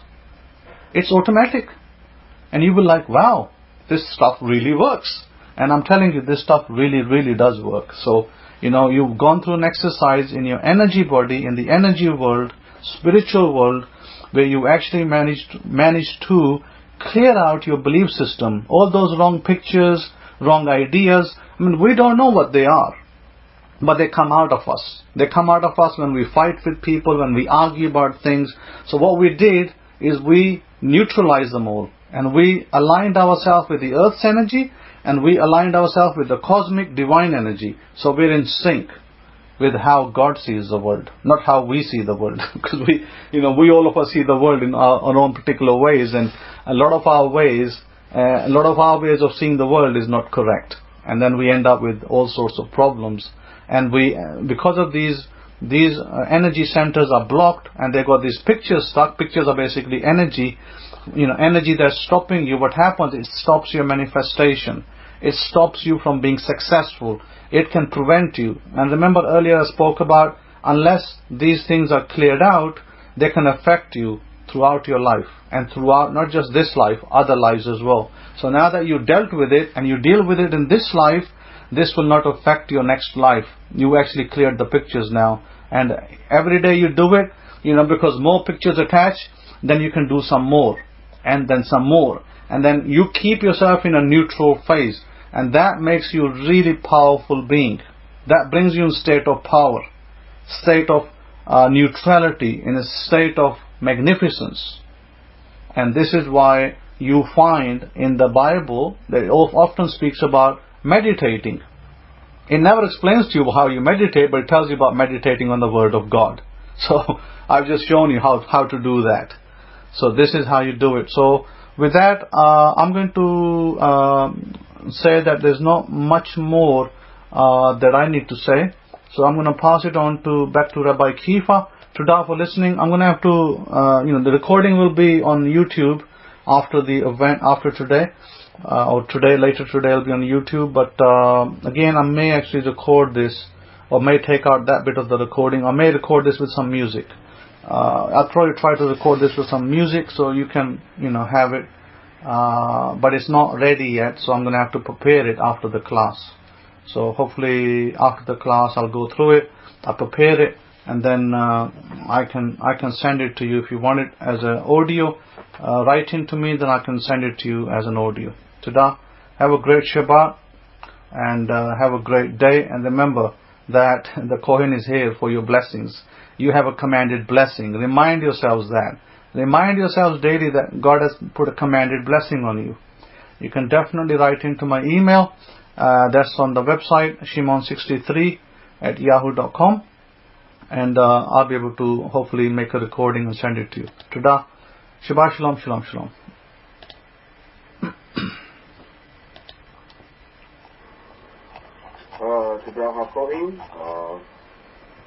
For another great tool to add to the arsenal. Is there anyone in this room that has benefited from doing your grounding and doing the other techniques that truly make up your being and your I am? If you've benefited from that, put up a B, a capital B. If you've noticed that it's truly been working in your life, and you see the manifestation, the physical manifestation of the I am principle, your spiritual side, your energy side. And my goodness, it's truly awesome to understand when you look at this, Mother Earth, and you look at the universes, and you look at all the Milky Ways and galaxies. And my goodness, we're all connected and we're all in tune. Thank you for your responses, by the way. I truly do appreciate them. I would encourage you to continue to do these magnificent tools that you've been given for your being side. The human side kind of won't understand it, but you'll find that the human side of your being will come in line. Because for so many years you've just been living on the being side. You know what I mean? How many of you starting to understand that? That you're a human and you're a being. You're a human being. And you've been living on your being side for probably the majority of your life. And you've had glimpses of understanding. You have glimpses of the being side sometime in your life. Now, I'll tell you this. Now, we talk about the now. We talk about being present. And what came to my attention this week and came to my area of energy was this. It was this little statement. what is? What is? You talk about presence. He mentioned it earlier in his lecture as well. He talked about is. He said it a couple of times, is. And so is in the family of presence, is in the family of the now. And when you look at now, in dwelling in present and being present, Chloe says this, and it's very important that you do this, in your exercises, in your daily charge up mode, is that you always must, you must bring yourself and navigate yourself to the present. That what is. Not what was or what will be, but what is. What is present as well. What is now as well. Now, to give you an example of being in the now, and I'm going to give you an example, and I'm pretty sure all of you have experienced, that now moment where you're just present. Nothing else matters, backward or forward, but you're just in the present. I'll give you an example of people that do live in the now. Now, for instance, doctors. They're nurses. Full disclosure, I'm a nurse, but these are type people that give a service to where, and maybe some of you have seen it, a great catastrophe is taking place and you're witnessing it. And you actually, some people may freeze. They call it fight or flight in the medical realms. Some people may freeze and not do anything, while others will just get in the now and they'll see they'll see this event and they'll take charge. How many of you know what I'm talking about? Doctors are good at doing this. If you worked in the ER, you'll know exactly what I'm talking about, because it's just about now. Look, I'm trying to save this person's life. I'm doing CPR right now. And you're not thinking about, what bills I have to pay? Me and my wife had an argument last night. You know what I mean? These are examples of what living in now, it really is all about. And through life, I'm pretty sure you've already had glimpses of living in now. Now you're going to go and dwell in present. Dwell in that state to where nothing else really matters but what you're dealing with right now. And this is why the statement, what is so important. And you need to ask yourself this question every day. What is? What is? Rabbi Kefa says, bullets buzzing by one's head, living in the now. Oh, indeed. Those that have been to war, you veterans, you know what living in the now is. Believe me, when you hear all these sounds, you understand cold blue. You understand what living in the now is, because listen, nothing else really matters but present. So hopefully this is a great example and a great analysis and instruction on what really living in the now is. I mean, we're expecting here to keep up in that baby. And when my wife is having this baby, she's in the now. She don't care about what food she gonna eat, what them noodles gonna taste like. No, she's trying to push this baby out now. Her focus is on what's happening at this moment, not what's going on back in China, or what happened, what I cooked for her last night and she has a little heartburn. No, she's trying to deliver that baby now. So that presence of now, and I'm telling you, for those of you that have experienced living in that moment, I heard a great story that happened these past 6 days of labor here, to where a drunk driver had hit this car. This woman that was in this car, and this drunk driver swerved over into her lane and actually, impacted her car directly. They had a direct impact, and her car caught on fire, and she was trapped in the car. And there was this owner of this business. He was this big old bulky guy. How many of you heard that story? He owned like a powerlifting business, and he would teach people how to power lift. And he heard the explosion, and he looked outside. He saw that the car was on fire, and that these people were trying to get this woman out of the car, or whatever. He went over there and he lifted up the car. You want to talk about living in it now? That's a great example. Now, what you may some folks may consider living in the now, and I'm telling you, you have to live in the now to experience a miracle. Think about this. I'm going to say that this is from the Abokma. This is not from me. This is not in my notes. This is from the Ruach HaKadosh. You have to live, you have to preside in the now to be able to experience a miracle. Think about that. I'm going to go back to our ancestors. The Abokma, my spirit man, my energy is taking me back to our ancestors. When we had just, and I want you all to imagine this, the plagues had been put on Pharaoh. Pharaoh got smacked down from the God of Israel with the plagues, right? Now, Pharaoh said, look, get these Hebrews out of here. The Hebrews are leaving Egypt. Imagine this. We're leaving Egypt, and our hands are full. And we have necklaces, gold necklaces, and we're all leaving Egypt looking like Mr. T. Even our little chip, Air Nike, Air Jordans on, and everybody's looking, just full of wealth and full of abundance, just being given to them. Just get out, right?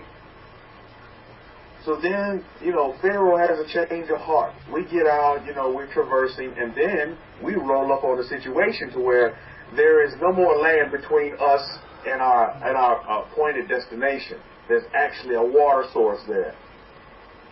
And then we have Pharaoh, who has second thoughts, and he's coming back. He's angry as all get out. We pushed Pharaoh's festivity button. That Hakohen just talked about, that festivity button. What did you call it, Hakohen? What did you call that particular when people tend to put it? You call it the hot button. Yeah, there you go. When the hot button was pushed with Pharaoh, that festivity button, he decides, okay, well, I'm going to go and annihilate these people for doing all this and embarrassing me and putting me through all of these troubles. So you have Israel caught between a rock and a hard place. You have water on one side, and then you have the Egyptians, running up their backs. You want to talk about living in the now? How did that miracle take place? What did they pray? Did they get on their knees and start meditating? What did God tell them to do? And who was the character that actually stepped foot and took action right now? Well, if we got people that are trying to kill us in the backside in this water, let's just do what God said do. Take a step, get into that water. Wasn't his name Nakshan? That's going to be the name of my son, by the way. Nakshan. What did he do? He didn't sit there, oh, woe is me. He started walking in the water. He started, again, you have to be in the now. You just can't sit here, dreaming of, we could do this and let's plan for this. No, you have to take action. So you have to be in now mode to be able to see the manifestation of your miracle take place. You have to be present. You have to tell yourself, well, what is the situation right now? The situation is that, look, we have these people the Egyptians are trying to kill us. There's water right here. What do we do? Are we going to sit there and cry, oh, woe is me? Oh, feel sorry for me right now moment? Or are you going to do what you're supposed to do? Now. And Nakshan took action now. Okay, let's continue walking. Who told us to stop? Well, but there's what? But who told us to stop? We were told to go this way.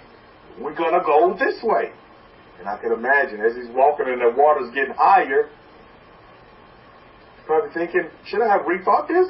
Or no, let me continue on. Because we were told to do this. I saw what this God did. I saw what the God of the Hebrews did to Pharaoh, this super power of that time and of that age. You think I'm concerned with some piddly water? I'm going to do what we're supposed to do. We were commanded to walk this way. Go this direction. Why are we stopping? Do you understand? So you have to continue to be in the now. Even though all hell is breaking loose around you, stay present. And what a great lecture Hakohen has given us about staying neutral. You see, in the now, you're neutral as well. Neutral is present. Neutral is what is. Neutral needs to be your what is, question mark. When you ask yourself what is, you need to say neutral. Because regardless of what scenario may come your way or what you may perceive as a problem, you can still maintain your neutrality. And now you're going to learn how to do this with hands-on experience. So you must be in the now. And you must have events that happen to you. Events, circumstances, they come in your way. And you should welcome these things to come your way. So it can be your gauge. Our Queen talked about a gauge that you need to see, that you need to visualize, that you need to imagine. Gauge. You can gauge yourself, not gauge others. Many folks have the gauge all wrong. The gauge, oh no, yeah, I have this gauge, and so I can use it to analyze every person that come in front of me. I can use it like a scanner. I can take it like a scanner. I see what your gauge is. Well, it's not about what is happening, with the other people that's around you. What's happening within you. You know, people want to talk about the pollution of the earth and how the earth is polluted. But do you know how you unpollute the earth? It's not outside of you. It's within. Because what our Queen said in his lecture is so very true. And I'm going to piggyback on that as well. Is that what's inside of you will be manifested outside of you. But it starts with what is inside of you. What's your makeup? Because, like they say, garbage in, garbage out, right? So it's the garbage that's within is what pollutes what's without. Mother Earth is being polluted. You know why? Not by the physical pollution. You know where the rubber hits the road, where the meat and potatoes is because of what's within the individuals on this planet that's been given the dominion over this earth. They're polluted within. Inward pollution. Not this, take this scanner, I'm going to scan you to see how your meter is. No, we need to examine our meter. We need to look within ourselves and deal with the pollutants. Baruch Hashem, thank you to the Master of the Universes for putting the Kohanim in the gate to help us deal with our pollutants. How many of you have been dealing with your pollutants these past 6 days? It's a beautiful thing because you clean out all of those pollutants so that you can make your I am, your energy a better place. And then thus doing what? Making your world a better place, your environment a better place, your neighborhood a better place, your neighbor a better person. Why? Because you're a better person. Right? See, many people don't want to hear this because they don't want to deal with themselves. They want to use this opportunity to point the finger at everybody else doing wrong. And we're going to look at today. Everybody else doing wrong. But they don't want to ask themselves this important question. What is? What is right now? Is now. Is present. This is why it's important that you ask yourself this question. What is? Because your mind is going to want to take you places. It's going to want to take you in the past to where you have all these hurts and these depressions and these catastrophic events. Or your mind is going to want to take you somewhere in the future to where perfect bliss, where you're in that dream state. Oh, well, one day it's going to be like that, but now it's hell. But one day I'm going to see heaven. No. You need to take yourself to what is now. See yourself present, omnipresent to what is. People run around here and tell you, they'll give you a greeting like this. Hey, what's up? What's up? What's up? You need to give them the greeting back. Well, what is? They're telling you what's up. No, you need to tell them, hey, well, what is? You need to stay into the what is, into the now mode. Now, we see in this Parsha, this is one of those Parshas in our history. We read this Parsha and we look at the mistake. Israel, we understand, our forefathers, the Hebrews, made a big mistake, right? Didn't they make a gigantic mistake? A grand transgression took place, you see.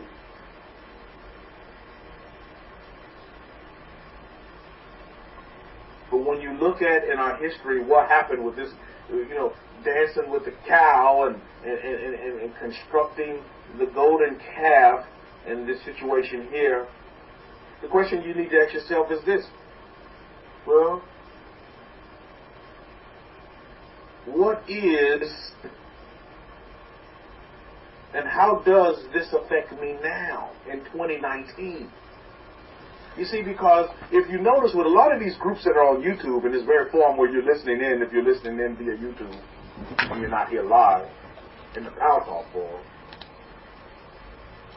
is they'll want to go back because their mind want to take them back to the past, and they want to live in the past in 2019. And you'll hear YouTube groups, these so-called Hebrew Israelites, whatever name they give themselves, Jews, blah, blah, they'll explain it away as this.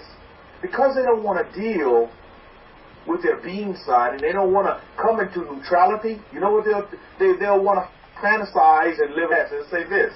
They'll explain it away as this, and they'll say, I know you heard this statement before. They'll say this: well, us Hebrews, we some stiff-necked people. How many of you heard that? Oh, us Hebrews, we some stubborn people. How many of you heard that before? See, that's a cop-out. I want to tell you right now, that's a cop-out, because what is for me today is not stubborn or stiff-necked. But you see, these are people, this is the mind telling you, oh, we have to go back and we have to relive past. No, we don't. But many of these so-called Torah groups are that attached or affiliated with those of Moses. I'll tell you this. Oh, no.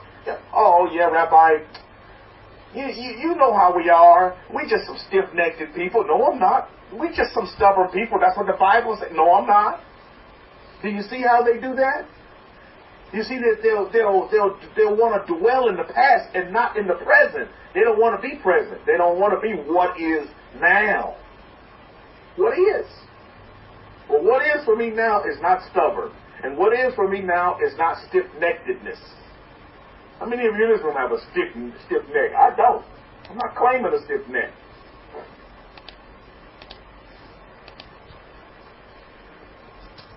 So, it's the what is, in that neutrality mode, it just makes you, I'm telling you, I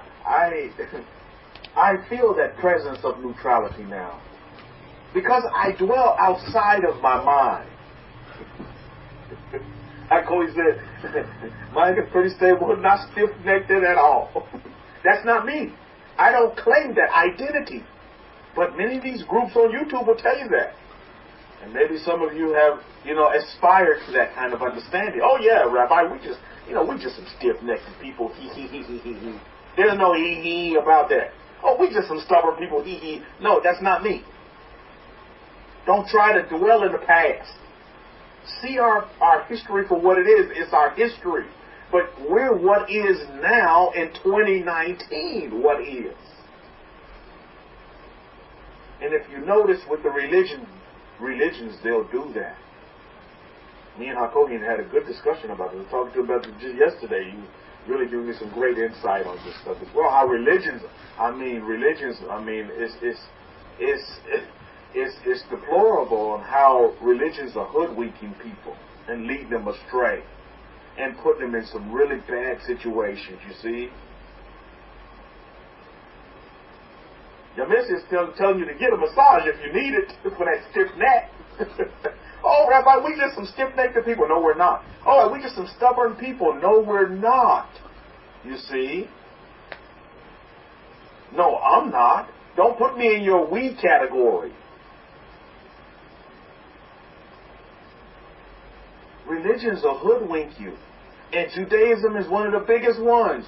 They'll bamboozle you and they'll shackle you. And they'll put you in this time capsule. And they'll bury you. Believe you me. They'll bury you. and then you're all forgotten about because you're living in this time mode. When I told you time is our enemy, Mishpah, you don't believe me? Let me just read you this one verse. Because we talk about the troubles of Israel. I think this is Israel in our history. This is our gravest sin. To build a golden calf and to dance with it, to manufacture a religion.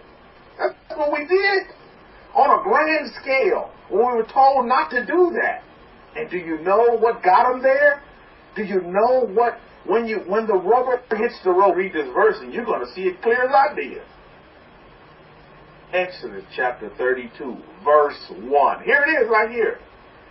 Now, when the people saw that when they saw that Moses delayed from coming down the mountain, the people gathered together to Aaron and said to him, come, make us powers, that they shall go before us. For as for this man Moses, Musa, the one who brought us up out of the land of Israel, we do not know what has become of him. I'm going to stop right there. You're getting the formula to folly right there. Major folly, by the way. What happened? Did anybody catch it the way I did? When the rubber hits the road and you get to the meat and potatoes, you get to the grits and the greens, what brought Israel to this state? Or the Hebrews and the strangers that were among them. Let's put it that way. What brought them to this state? Do you not see it clear as day? I tell you, time is not your friend, Mishpah. Don't use time. Time is not your friend. Negate time. Time is relative. I wish these Hebrews would have got the memo. Do you not see it? Now, when the people saw that Moshe delayed, he delayed. What is delay, Mishpah? What's another synonym for delay? Can anybody tell me? You may want to Google it if you need to. But what's another synonym for delay? See, that's putting a time on something, huh? It had a time constraint. Oh, well, if he's not, and people still do it today. When the universe wants to give you something, it'll give it to you when the universe is ready. Come with that understanding, and you'll negate time. Oh, well, and people are still doing it today. Oh, Rabbi, I've been praying for this, and, it's been months, and then it comes on, I'm just going to give up, and blah, blah, blah, because it didn't happen at this particular moment. Because there's a delay in my breakthrough, then I just don't, my belief system is shot. I'm just done. I'm done with that. I'm going to explain it away and excuse it away, and I'm not going to go there because the universe is late. The God of Israel is not on time. That's basically what you're saying, is that God is late. Let's boil it all down. That's just what's going on here, right? You're saying, well, God is late. Well, Moses is late. Moses is delaying.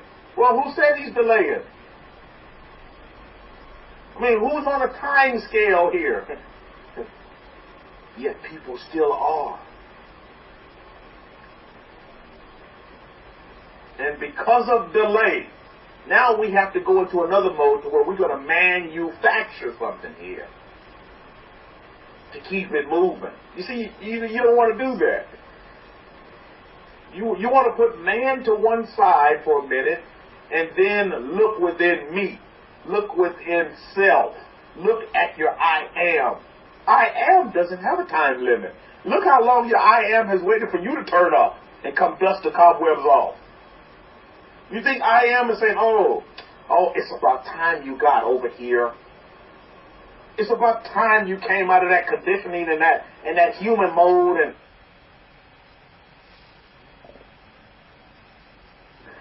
your I am is not doing that. Your I am is not bashing you upside the head for taking too long to turn up, right? If anybody's I am is doing that, you may want to go check it because that's not your I am. Your I am is present. And your I am is so glad and thankful that now you're present. so that now you can begin to function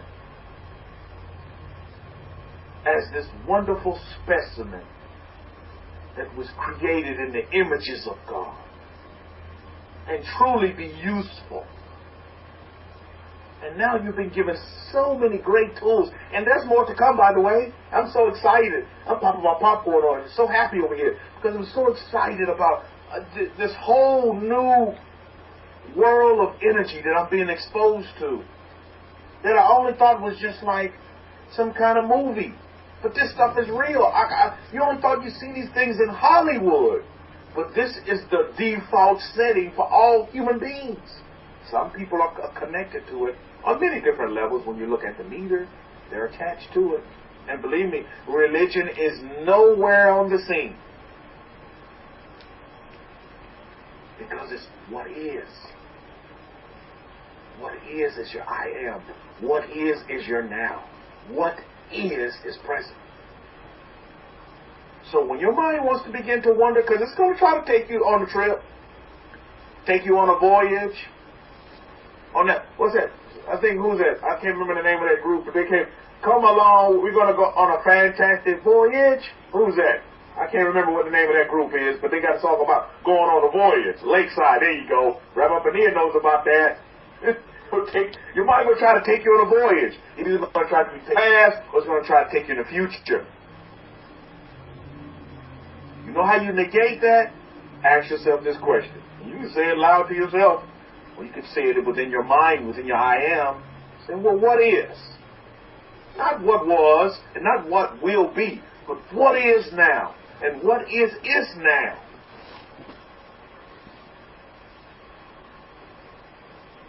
We want to talk about religions for a minute and how they hoodwink people. I'll just give you an example, and Queen brought this up earlier. How many of you know of the story of Miss Hoda Mutana? You know her story, Miss Hoda? They've been talking about her all week in the media. And I tell you, I say thank you to the universes. Anybody know the story of Miss Hoda? Miss Hoda Mutana? Well, let me tell you about Miss Hoda Mutana. Miss Hoda Mutana was a hardcore, staunch Muslim. Staunch Muslim. Nobody knows the story? Well, Miss Hoda Mutana, you may want to Google her. Young woman, in her 20s, as a student at the University of Alabama in Birmingham, she decides, as her belief system says, that all Americans are evil. And, kill Americans. This is what she says. Miss Hoda. So Miss Hoda decides that, okay, I'm going to leave the comforts of Alabama, University of Birmingham, in Alabama, or University of Alabama in Birmingham, and she says, I'm going to go over here and I'm going to link up with ISIS. She said, I'm going to link up with ISIS over here, and I'm going to renounce America. She even went to the point of saying that folks need to kill Americans. Oh yeah, this is what religion gets you. Let me tell you, let me take you on the road to religion.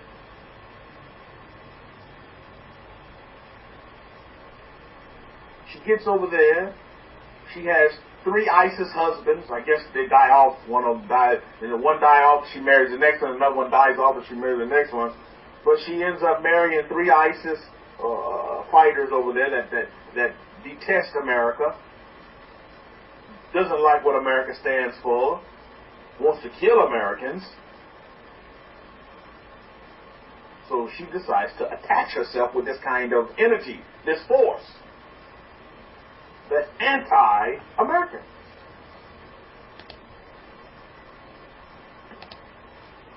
Now she understands she made a mistake. Now, as we speak, she is a Syrian refugee. And she wants to come back to America. Wait a minute. She wants to come back to America, and she's the same person that said, oh, no, we need to kill Americans. She did have a passport. She renounced her citizenship. You see? She don't want to be American no more. Kill Americans. Now she want to come back?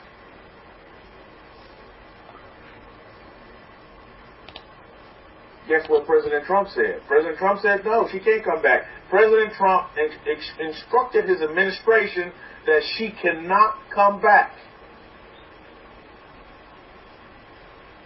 She is not welcome in America. She has committed treason against America. When you over here saying, you blowing up with terrorist words like that, kill Americans? Come on.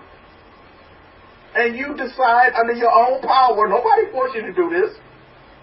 Maybe your God and your religion did. The religion of your God told you to go over there and do that.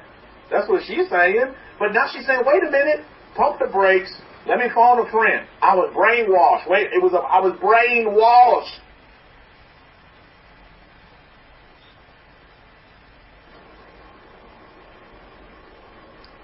I was thinking that same thing, Rabbi Zechariah. The grass isn't greener on the other side.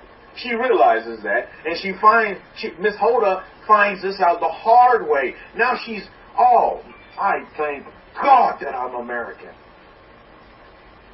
And you have people over here that don't want to stand up for the Pledge of Allegiance to the flag of America. My goodness. You see this woman's situation?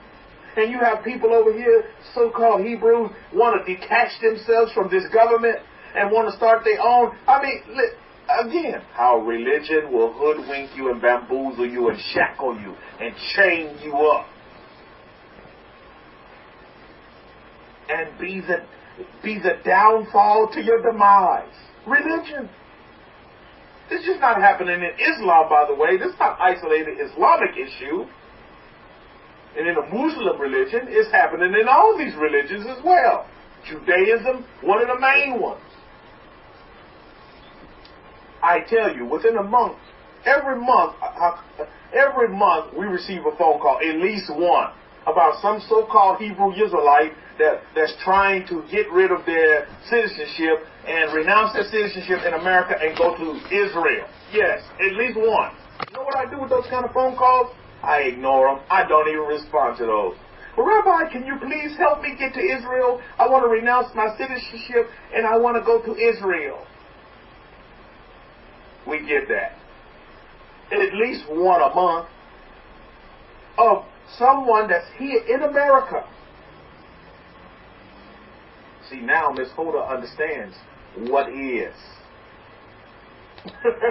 Miss Hoda wants to be present now. Not live in some fantasy island land with ISIS. No, not ISIS is.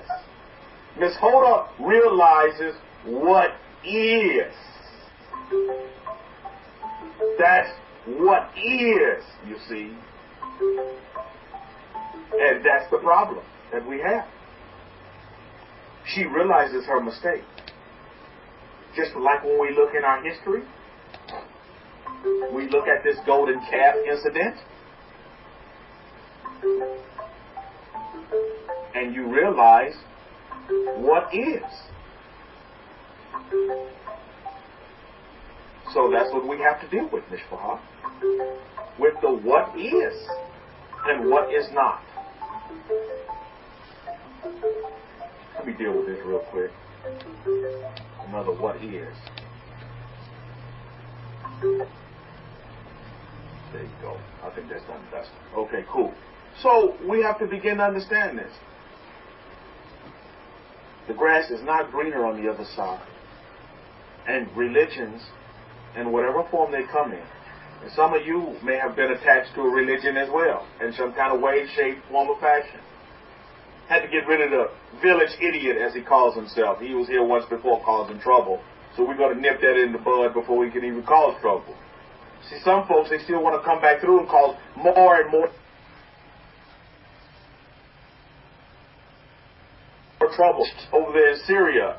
And now they have all these refugees, all these people that come from these countries. And now they want to go back to these countries. that they said they wanted to fight and were killing the members of the country. Now they want to go back. Mistakes, choices that you make.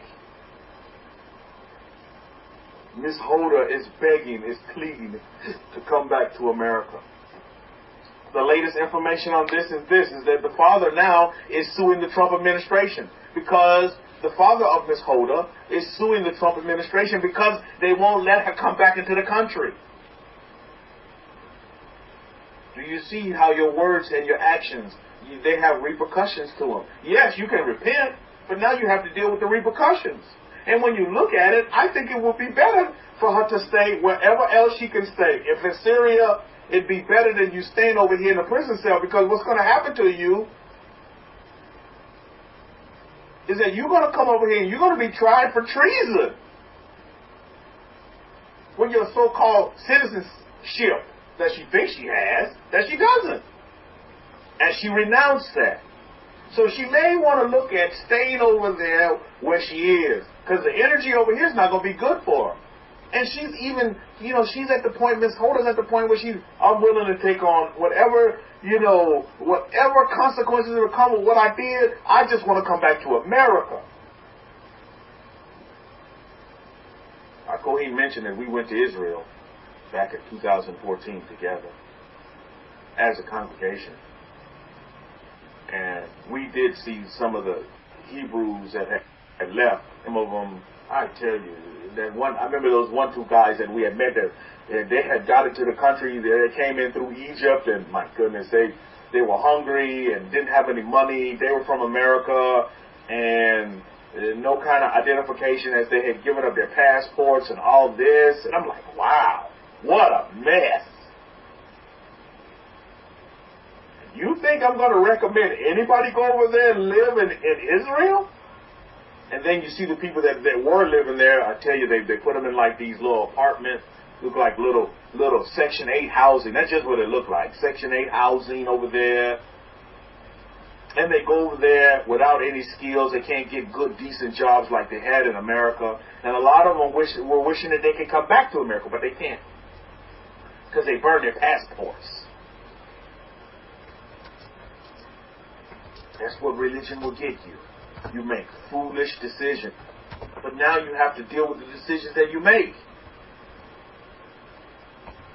You see? Kohen's right. They're over there living like fourth-class citizens, just trying to get by. Kohen says you follow religion and end up broke. I tell you. Totally mess up your script. Totally mess up, I am mode. They can't even see that. They can't even see that. And you see, this is what happens, especially how Cody was talking about that woman, how he couldn't wrap his head around that woman that won the lottery there in California a couple of years back. And now she's, broke again. And I tell you, it shows that there's leaks. And you know how she won her money?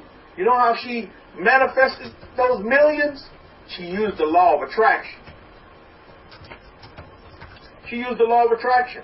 But you know what that proves to me about the law of attraction? That the law of attraction has many flaws to it. Right? Do you not see it?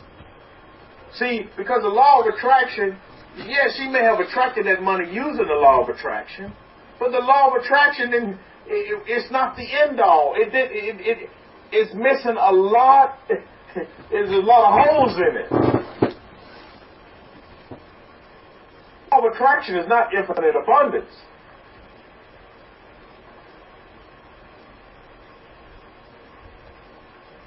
Because if it's such infinite abundance, then why is she now bankrupt? So law of attraction, as many are being taught and are utilizing it, has a lot of holes in it.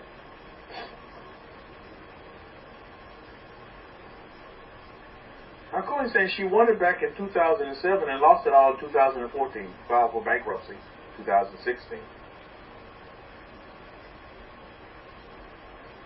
You see, money is not the problem. You see, we have to get to the what is. We have to get back to the what is. See, it's not the money that's the problem.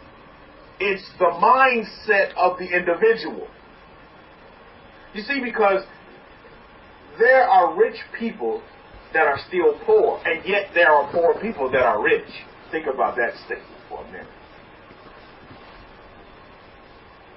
There are rich people who are poor, and yet there are poor people who are very rich. Very, very rich. It's a mindset. It's like our Queen talked about today, belief. It's your belief system. It's how you're engineered. If you're engineering, if your central nervous, your CPU is being controlled by your mind, my goodness, it's going to be a hot mess. You're going to have many hot buttons. But once you get into that I am side and you become neutral and you become present, my goodness.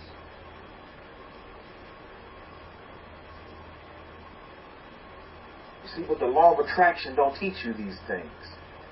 It doesn't teach you these things. Oh, you can attract, you can attract, you can attract, you can attract. But then what happens once you attract? You get it, and then it's gone. The law of attraction is not the end all. It's a tool. It has its place, but again, you have to look at who you're listening to. Who teaches you the law of attraction?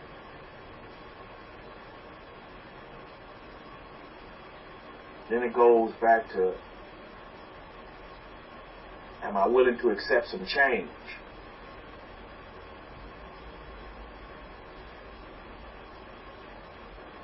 And there's other principles that go along with it as well. Great, great principles, but they're not the all in all. Law of attraction, depending on who teaches you, really has a lot of holes in it.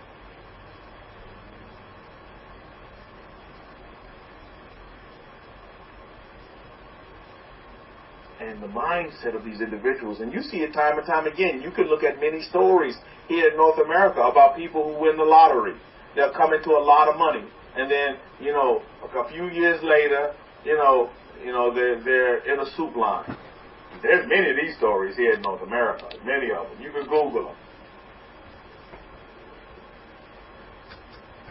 You all know money doesn't come with instructions.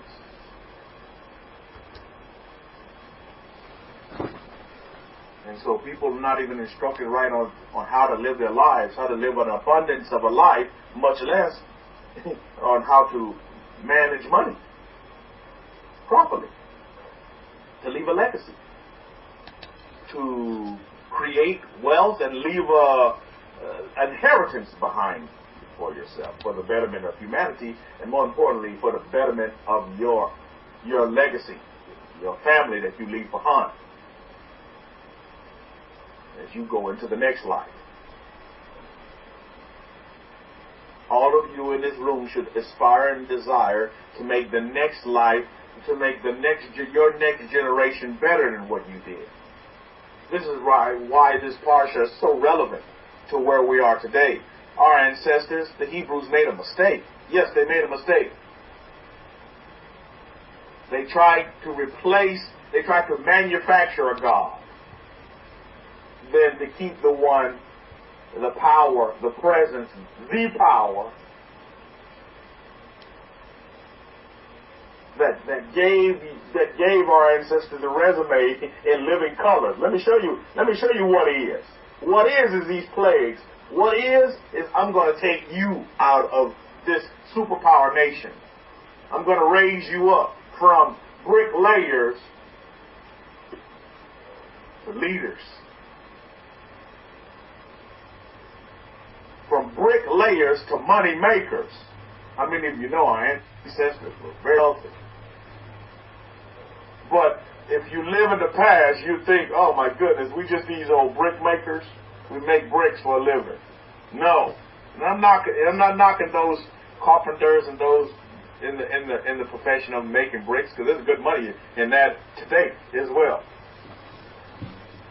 But that slave-like mentality. Yael, woman of the tent, says from bricklayers to giant slayers. And we're still slaying those, so-called giants in our life. Because we are the giant. We're not these little piddly, weakling of a stature individuals. No, we're powerful. We're mighty. That's what we are. So I look at Mrs. Holder's situation, and I say this. I thank God that I'm American. I thank God that I've been placed in America. And I'm telling you, my family does as well, as they have come from communist China, and they're here in America.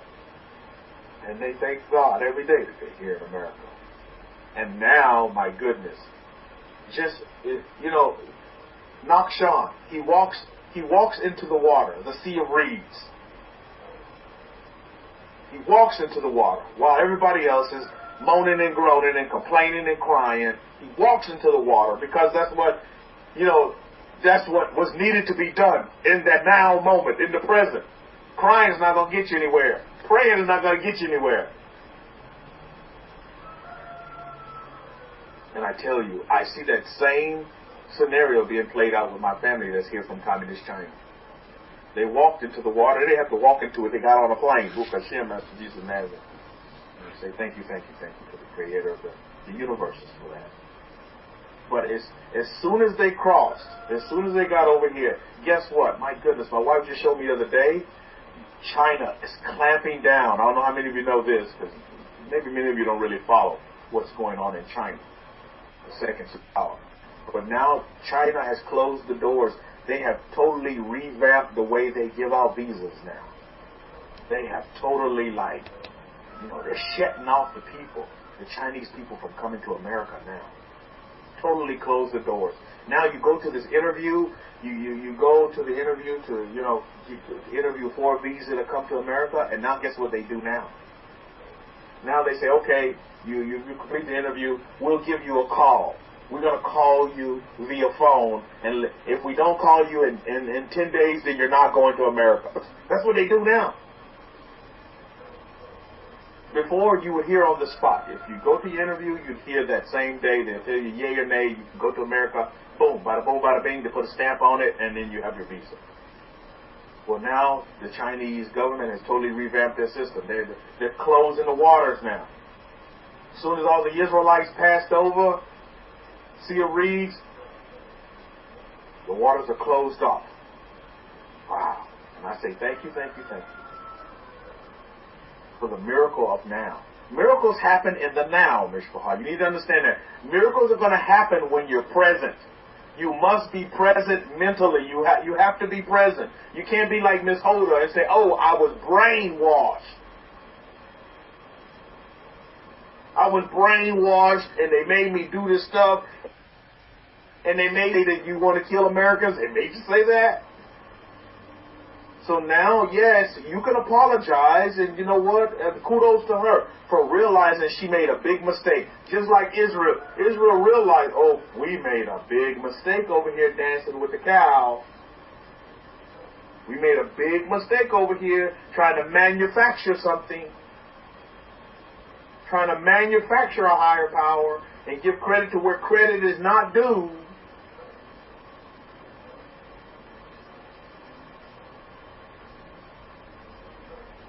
Miss Holder has a young child now from one of the ISIS husbands that she had. Now she has a young child. I think they said he's like 18 months old. And now they're trying to get back into America. I bet you she misses Alabama like no man's water now. She really misses Alabama now. Citizenship. You all need to cherish your citizenship. Cherish that you do have a citizenship here in America. If you don't believe me, just look at our southern border and see all these people that want to be citizens, that they want to come into America. America is this great place of refuge. You want to know why?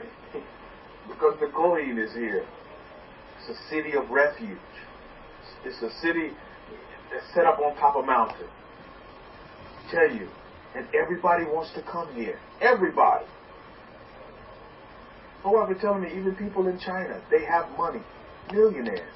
They can't get into the country. Can't get here. trying to start businesses, trying to do business with America, can't get in. Can't get in here. It's very difficult for them to get in here. And it's not that America's keeping them out, but the Chinese don't want to let them go. So what you're seeing are like modern day exodus taking place. And everybody wants to flood into what? They want to flood into the superpower nation. This great shepherd nation, America. Not just from China. As you can see, they're coming from Europe. They're coming from Syria. They're coming from Afghanistan. Coming from Egypt. Coming from all parts of Africa. They want to be here. Why? Why America? Ask yourself that question. Because it is what it is. America is a great, great nation that's getting greater. So all of you, I would encourage you to cherish your citizenship. Hold on to your passports. Don't believe this mumbo jumbo that they're telling you on YouTube, Miss Barr. Oh, give up your passport. And a lot of you that are struggling with time, don't worry about, oh, delay is not a word to you. Take it out of your vocabulary and your vernacular. Delay, there's no such thing. You sit and you just wait. Wait on the universes. It'll come to you.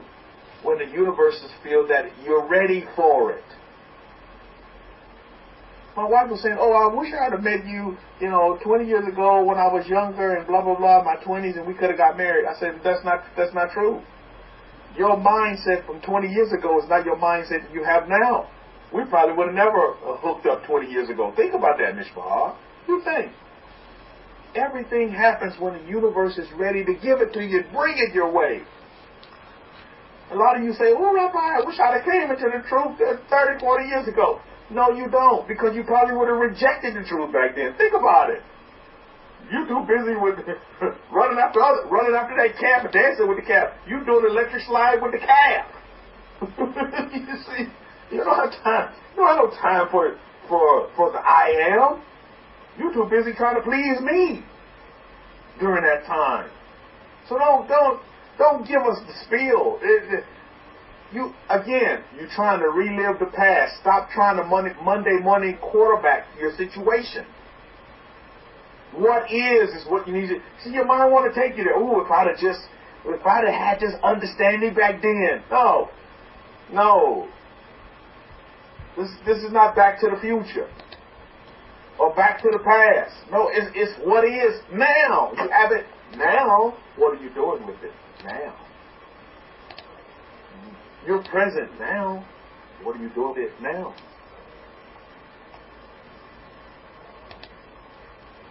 You're writing your script now. That's where you need to be present now. Because now you can write your script. Forget about the script that was written in the past. Write your script now. And then your script now will be your script in the future. That will be now.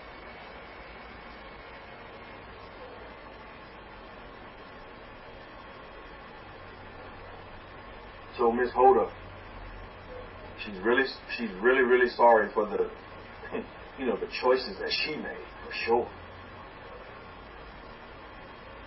When you look at this great gift of life that we've been given, isn't it at the end of the day all about the choices that you make? Some may say the choices that you break. But it's about your ability to make a choice, to make a decision, to decide that you're going to do something, and then own up and follow through and just do it. And do it.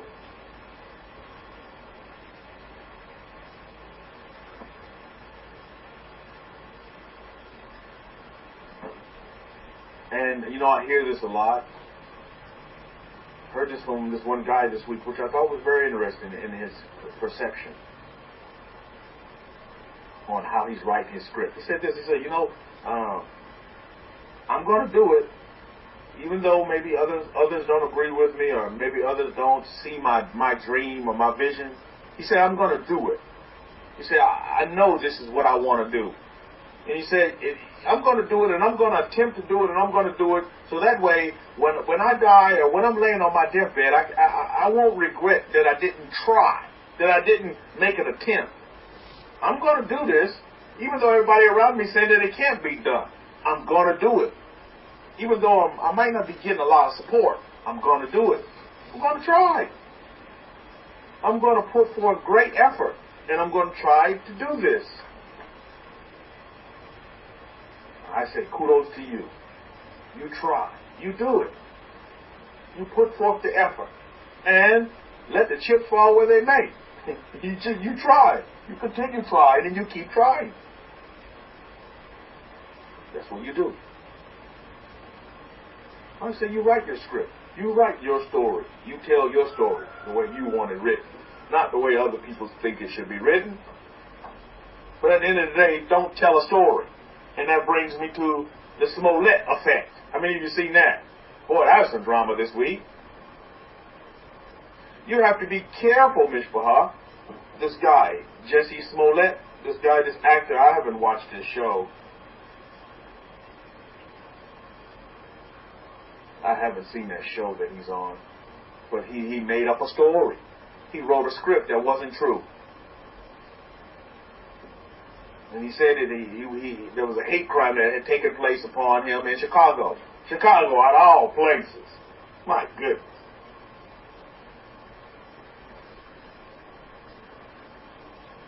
Out of all places. This actor. And the reason why he said he made up this story is because he wanted more attention, because he felt like he wasn't getting paid enough money. Some show called The Empire. I never seen the show. I don't know. I've never seen the show. But on this show, The Empire, I guess it's some kind of sitcom. I don't know what it is. Some kind of show. And so he wasn't getting paid enough money. So he figured he'd draw some attention to himself by saying that two men beat him up. These were white men, beat him up and put a noose around his neck. Goodness. Come to find out, he staged the whole story as an actor. He staged the whole thing. And I'm thinking to myself, why would anyone lie about being a victim to a crime? And a crime to that level, to where you're talking about nooses and talking about white people did it to you, and you're talking about President Trump and his Make America Great, blah, blah, blah, how he's against you and all this. You see where we're going with this, Mishpachah? And it brings me back to the point of this. Be grateful for this great country that you're in. And you're not here to stir up divisiveness or to stir up any kind of class warfare, you see. But you're here to be neutral. And you're here to make this earth a better place. All religion put to one side. All your belief, your so-called belief systems. I mean, this guy had a belief system that, he wasn't getting paid enough money. So what is he going to do? Since he's not getting paid enough money, since he's not happy, he's going to stir up the pot. And Chicago, out of all places, Chicago staying, that's a war zone. You want to talk about living in the now? They live in the now in Chicago. I only been through Chicago. I love to go through O'Hare Airport, as I was going to China sometimes and other places. A great hub, a great airport to fly out of, Chicago O'Hare. But I've never been, into the city of Chicago. I don't know. But from what's reported, Chicago's crime rate and murder rate is like, it's comparable to what's going on over there in Afghanistan. That's why they call it Chicago staying. Out of all places.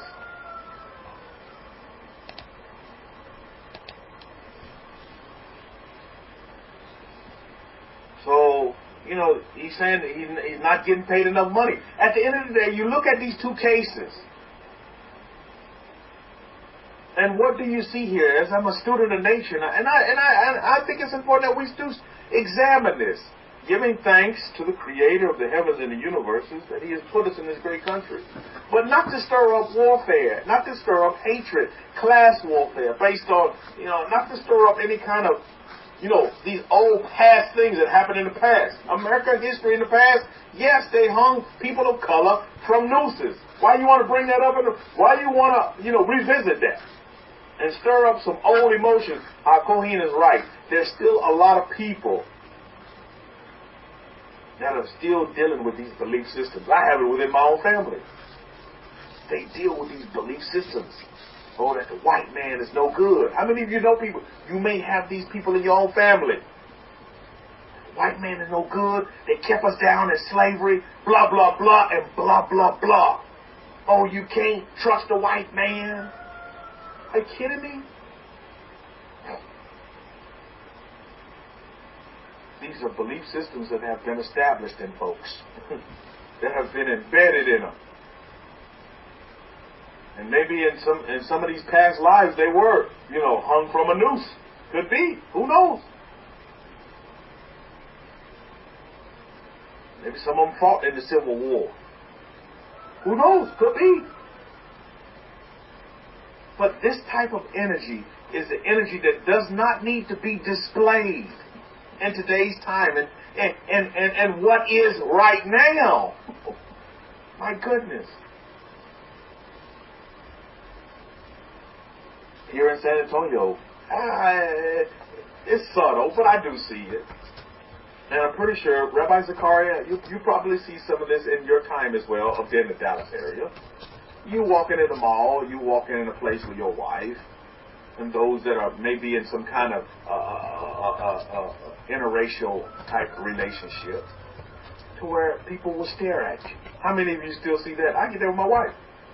Me being a brown man, and my wife being Chinese. They look, especially, I don't know, it seems like the black women have the problem. Well, they look hard, they look, and I'm like, my goodness, what, I got a sign on me that says some kind of neon sign on me or something? They just look, and I'm like, man, I don't have time for that. I don't even entertain it. I just keep it moving.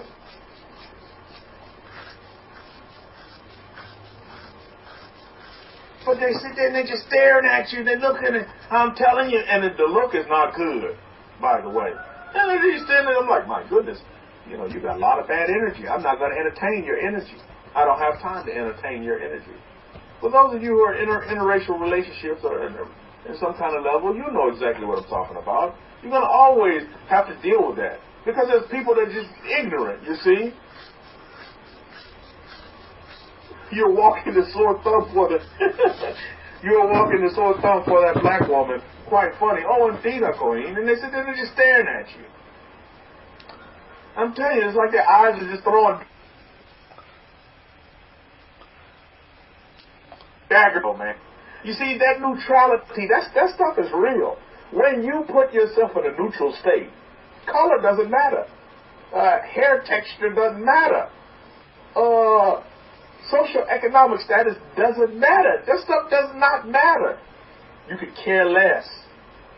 Let them have the problem and have the myocardial infarct or the heart attack over the fact that, you and somebody outside of your color. What you two doing together? Y'all look odd. I know that's what they're thinking. But I don't give them the time of day. I keep it moving. Because I live in a state of joy. I am peace. I am love. And I am joy. That's my state of being. I don't have time to live in your minefield world. Get that? Minefield? Because it's one explosion after another explosion after another explosion. You see? And that's what you deal with. So, and this culture today, we don't need to be, inflaming the environment of hatred. You see, because all that does is lead you down a slippery slope. For this one man, this Smollett guy, his was based on material. As he saw money as his material, when you don't understand it, money is energy. And now that energy is going to be taken away from him even more because he put a lot of negative energy to try to bring forth more money into his life. Think about it. Rabbi Zachariah said it in such a way, he put a noose around his neck. Now the noose is around his neck, literally, and being tightened. I just heard that, this show that he was on, Empire, they're writing him off the show now. He's being written off. So whatever monies he was getting, now it's really being negated. And I'm not making fun of either one of these situations or light of them, but I'm trying to make you see this as a student of nature, is that you have to be grateful and say thank you to the universe on where you are. Akoi said that script he enacted has become true. Sad state, really. Oh, indeed. Indeed, sir. He wrote his script, just like Miss Hoda. She wrote her script. You see? He'll probably never be able to work in Hollywood again. He's probably blackmarked, blacklisted. Think about it. Who would want to put their hands on him and put them in any kind of movies or stuff now? My goodness. You think about that. Amen. Shalom to you as well. We sit here, we say shalom, but truly, do we live in that state of peace?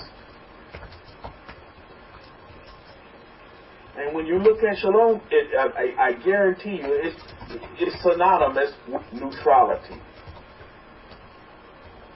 Because you can have peace when there's war, and you can have peace when there's no war. You can have peace when there's love in the room, and you can have peace when there's hatred, and you're at a peaceful state. You see? Hakoin said that proves that the script you write is true if you believe it. Oh, indeed, Hakoin, it does. Hakoin says, best not to write such a script. And this is a lesson for all of us listening via YouTube as well. It's because there's a lot of hate on YouTube. A lot of hate, a lot of hatred, a lot of division. And that we don't need. This is why you need to come to that state of neutrality. You see, that state of neutrality. Because believe me, that's where your miracles lie, in that state. That is it's like the ingredient. You need to be in a state of neutrality. Regardless of who's coming up your backside. Nakshan saw who was coming up his backside and what was in front of him. And he saw and heard all the complaints of the Hebrews and the strangers that was among them. But you know what Nakshan said? You know what he did? He didn't say it. He let his actions speak. He said, okay, let's walk in the water then, because this is the direction that we need to go in. Who told us to stop and pray and meditate and all this? We were given a command. Let's go through with it. Powerful. Because he's in the now. He was in a now in such a way. He was in a neutral state to where nothing could faze him, nothing could bother him. Didn't matter. Oh, we got this problem and that problem. Nakshan said, I don't see no problem. I see solution. I don't see problem. I see solution. And the solution is for us to keep walking. Who told us to stop? Don't let problems or situations put you in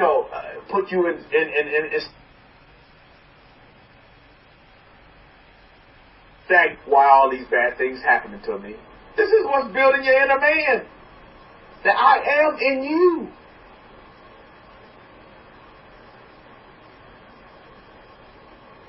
Stagnation will lead you to deterioration. You'll start to decay in stagnation mode.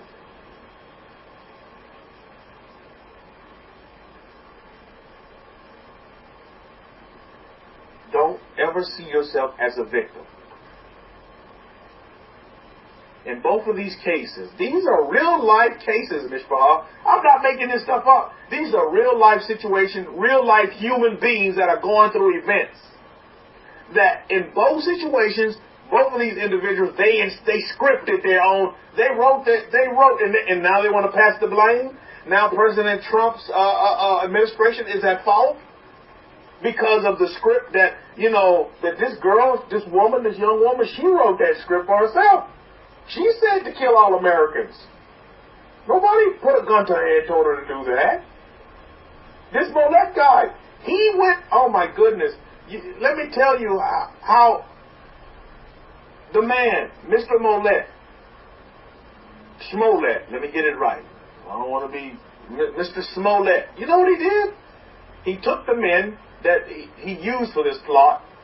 He took them. Number one, he wrote them a check for $3,500, a personal check to pay them off to do this particular stunt. And then the two men went to the store, used his credit card, Mr. Smollett's credit card, to buy the noose, the rope to make the noose. And it's all on video. Yet to this day, Smollett, he went to the Empire casting the other night because they still, they're shooting, production. He went there and he apologized, and the sources reported that he's still saying that he's innocent. When they have all this information against the man, and yet he's still saying he's innocent. And Chicago, Chicago already has a name and is notorious for being, not one of the most safest places you want to take your family on a vacation.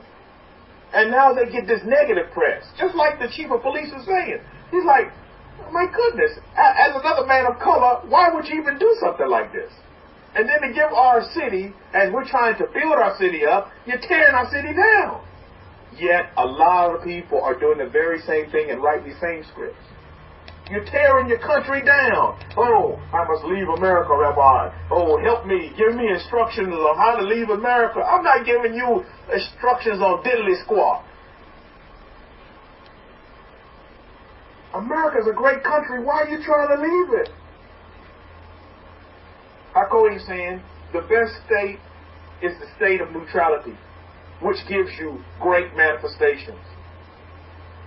State of neutrality. Being neutral. State of neutrality. That's truly the state of being in the now. That state of the narrow. That narrow way, you see.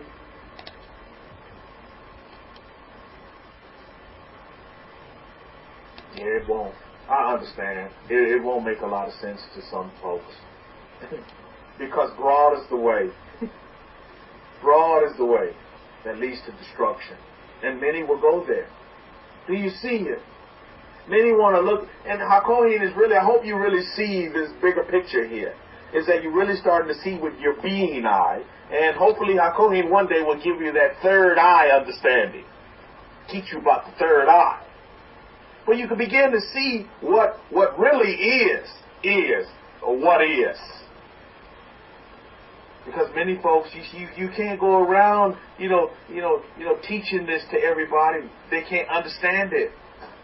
They won't understand it. It's going to be difficult for them to wrap their head around the I am that's within them. That doesn't exist. It's there, but it's so cocooned up and wrapped into so many cobwebs that they can't see it.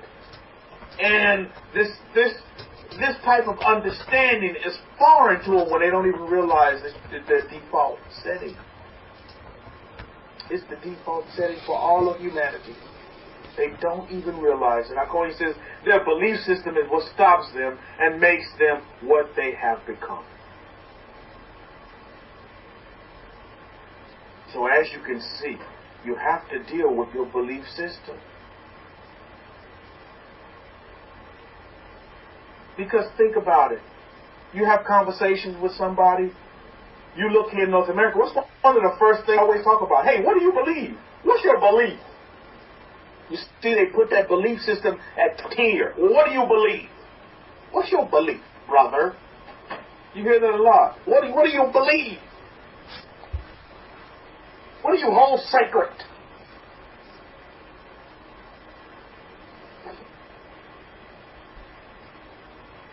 And then the class warfare will start from there. You see, because Mr. Smollett, what he was trying to do was incite what? He was trying to incite class warfare. Black against white. Good against the evil. In his script that he was trying to write. And you know what he wanted people to do? He wanted people to feel sorry for him. How many of you know people just like Mr. Smollett in your circle of influence? Is that they'll do anything for the sympathy factor. And they'll sit there and they'll make that their I'm telling you, people do this. You got to start seeing this. I'm telling you, because people will sit there and they'll do this, and they'll prey on that, and they'll make that their default. Their big problem. Please feel sorry for me because this happened to me, and it just wrecked my life, and I need solace, and I need people to show compassion to me and feel sorry for me and have pity on me.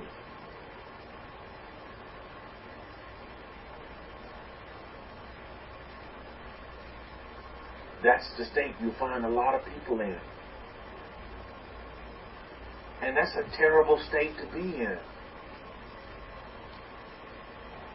Terrible. Because you can't grow in that state of self-pity. You want all the attention. It's all about me.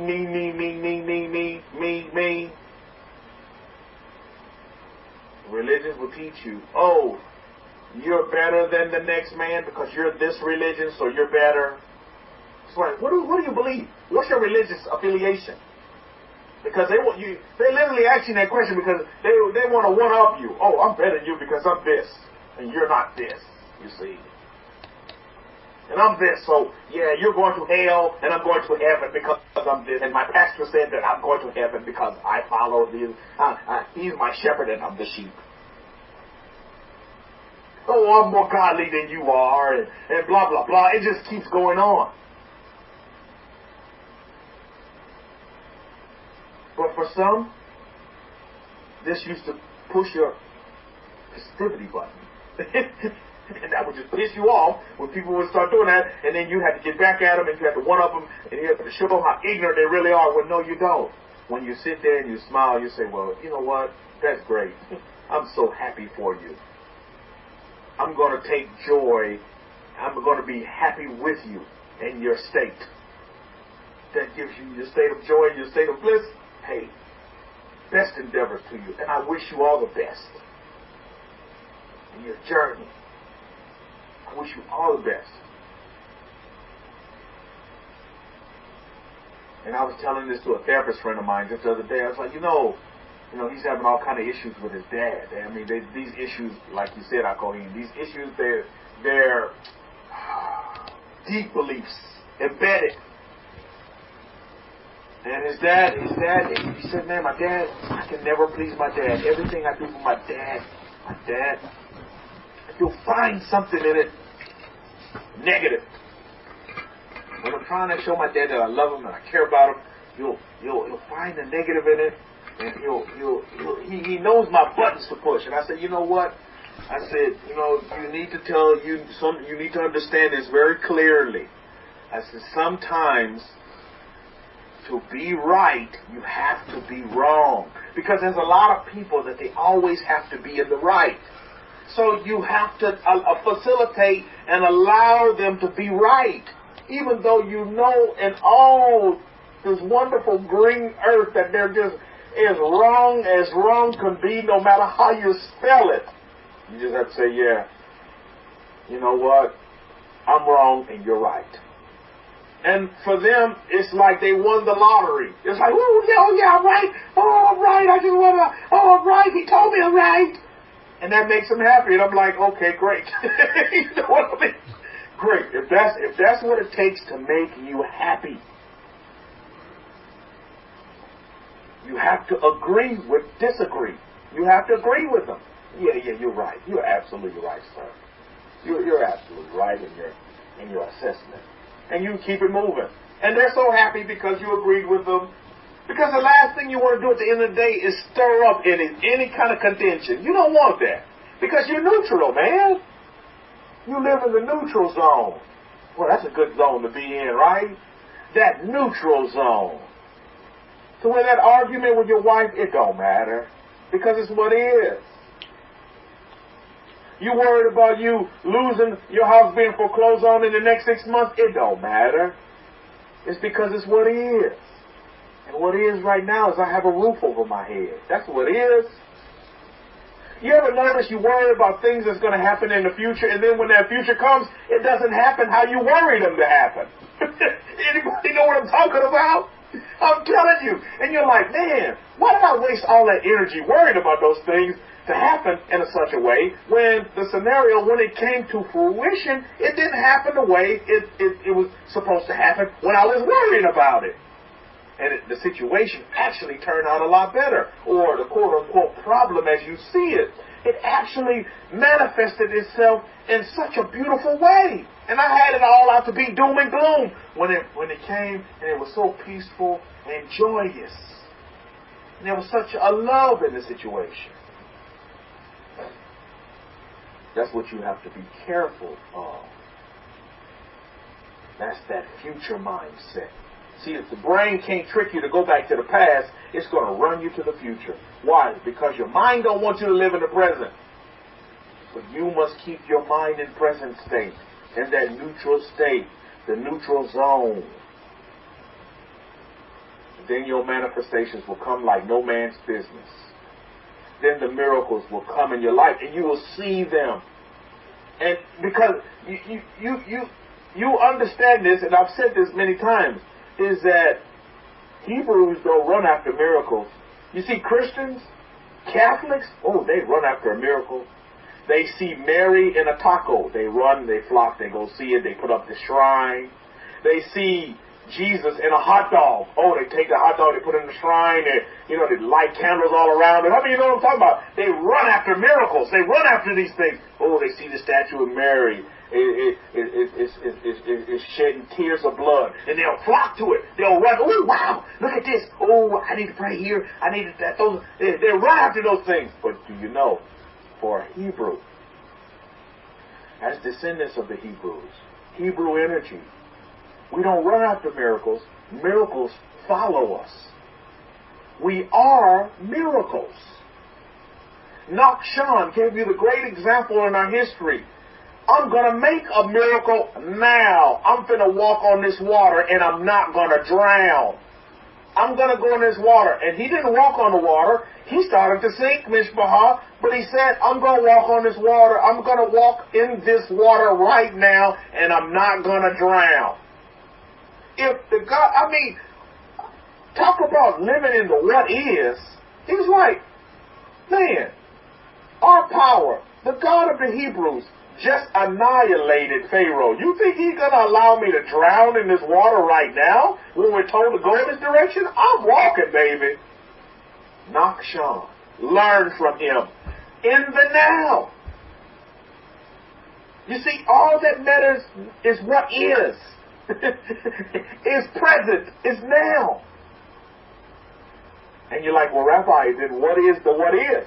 The what is now is, Hakohin gave you the lecture on it. Go back and replay it. The is the neutral zone. It's the state of neutrality. Then you can see, when all these situations come your way, you see them for what they really are because you're outside and you're watching these things. And you're like, oh yeah, I see this situation come. Let's see how we're going to handle this situation. I see what they're trying to do to me. But now, let me show you how I'm going to take that, and I'm going to turn what they meant for evil, I'm going to turn into positive energy. I'm going to turn into a positive force.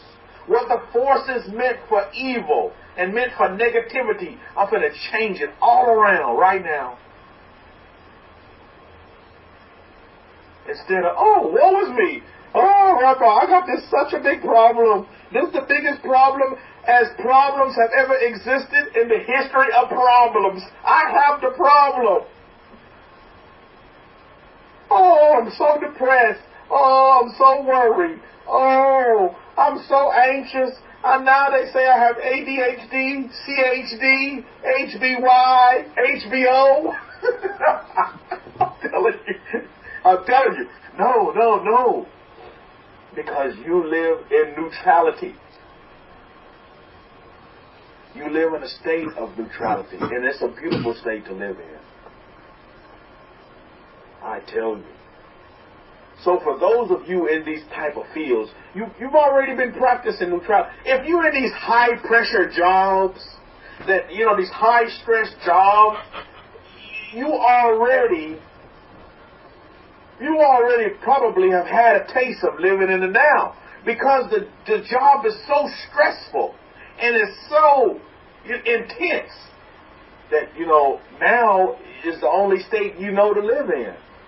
You can't register the future and you can't register the past because you're so fixed in and you're fixated on the now. You know what I mean? These are these type of people that have these high-pressure jobs, man. Or what they call high-stress jobs. You know, and on the financial side, it'd probably be like these hedge fund managers because, you know, some of these people are managing billions of people's dollars. Billions, man. And, and then you may have, I hope everybody else can hear, and then you may have these jobs in the medical field where you're trying to save somebody's life. You know, that man's heart stopped and you're trying to save his life. This man just got a gunshot wound to the head and you're trying to save his life. Just like Rabbi Brit talked about. You have guns a-blazing.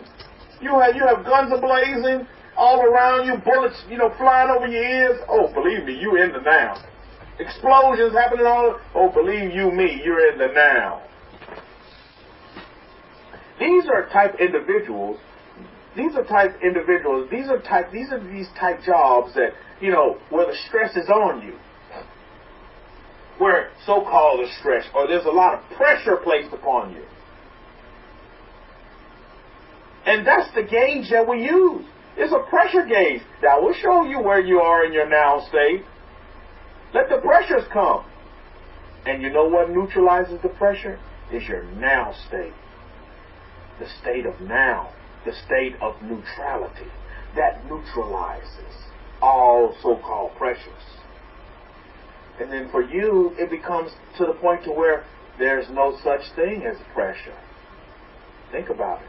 You all are going to get to that point to where you realize there is no such thing as pressure. You have no pressure on you. It's because it's what is, baby. It's the now moment. It's the what is. Hadassah's voice, her sound isn't working. But it's the what is, Hadassah. Because guess what? You can go back and listen to the message later. It's the what is. Don't worry. Don't let that be a pressure upon you. Sometimes we put a lot of undue pressures on ourselves. You look at the Smollett situation. You look at the Hoda situation. Hoda Mutana, let me say her name because I know there's a lot of Hodas out there. Had one as a mentor. She's a good lady. Very smart lady as well. Hoda. Wasn't that her name, Hako? Isn't that her name correct? Hoda? I think that's her name. Very smart woman when it comes to Forex, yeah. So I don't want to put her name out there like that. So let me, Hoda Mutana, that's this woman's name, this young woman that scripted for herself a what is with ISIS. And now she realizes that that's the biggest mistake in her life. There you go, Hadassah. Hadassah understands and lives in the now, and she realizes, well, I don't need that stinking laptop. I can go to the next level. We'll take it to the smartphone. You see? That's being in the now. You see, because for some other folks, they would have made this little piddly situation into a big-time problem, the pressure of the year. Oh, what am I going to do? Oh, I can't function, blah, blah, blah, blah, blah, blah. Oh, my life is not complete. Oh, it's the devil, but the devil shut off my laptop. My goodness, come on, man. Sometimes we give the negative forces too much credit. Why? It's because we don't have enough positivity. It's because we don't stay neutral. When you stay neutral, you begin to see life for what it really is. And it's a beautiful thing. It's a beautiful thing to behold. Technology is so awesome. I thank God for technology. I was dibbling and dabbling through some of the Jewish websites and stuff like this. Just trying to, see where they're at now. See where Judaism is taking you. And you know what? There's one question Judaism had, and it was this. Here's the question. Is technology kosher? I got a good laugh over that one. I go, they're debating now. Judaism They have their panties in a bun now, because the question is technology kosher? My goodness. You want to talk about being mind controlled? If that's all you have to be thinking about, is technology kosher? I tell you, I looked at that, I was like, my goodness. I'm over here just shaking my head. I'm like, my goodness. I'm going to stay neutral, and I'm going to stay in the now. I'm going to stay present. Now, for you to even ask if technology is kosher on an internet website, that's almost like hypocrisy, right? I tell you. But they want to find a way to keep you mind controlled and to keep your mind thinking about things that are just not relevant. You see where they're going? You see? He said they want to find a way to religiously ban it as their power is being lost. I tell you, as far deep as they go into religion, my goodness, the more asinine it just gets to me. And I'm sitting here thinking, I'm shaking my head, I'm like, wow. With all of the pertinent things that you could be teaching individuals, human beings, you wanna hold a debate on, is technology kosher? Oh, man. But that's where they are. That's where they are. And that's where religions will take you. Judaism will take you there. Christianity will take you there. Islam will take you there. Catholicism will... all of them isms will take you there. They'll take you there. You have no time for that. Because we're too busy focusing on that being side, living in the now. And there's a lot of so-called spiritual teachers out there that do the same thing. These law of attraction type teachers. They'll take you there. And it's just another rabbit hole.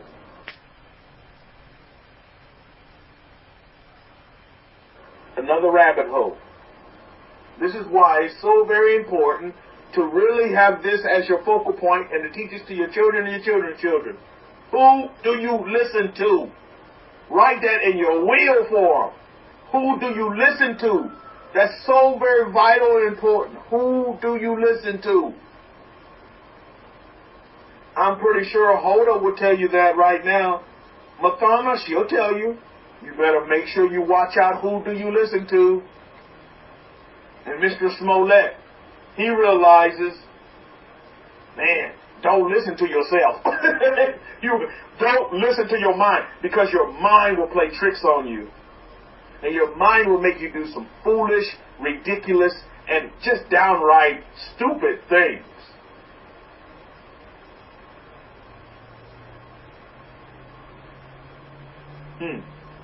Rabbi Zachariah says, breaking the Shabbat by being on these computers right now. So, yeah, that's what religion will tell you, and have you shackled and hoodwinked. And, I thought about this. I was like, man, this Parsha teaches us and reminds us to keep the Sabbath, right? They'll remind you to keep the Sabbath. This Parsha reminds us to keep the Sabbath. And I'm thinking, man, Judaism Sabbath is so primitive.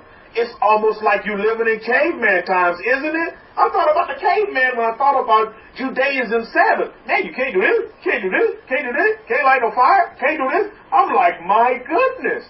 This is, taking them back to their caveman days.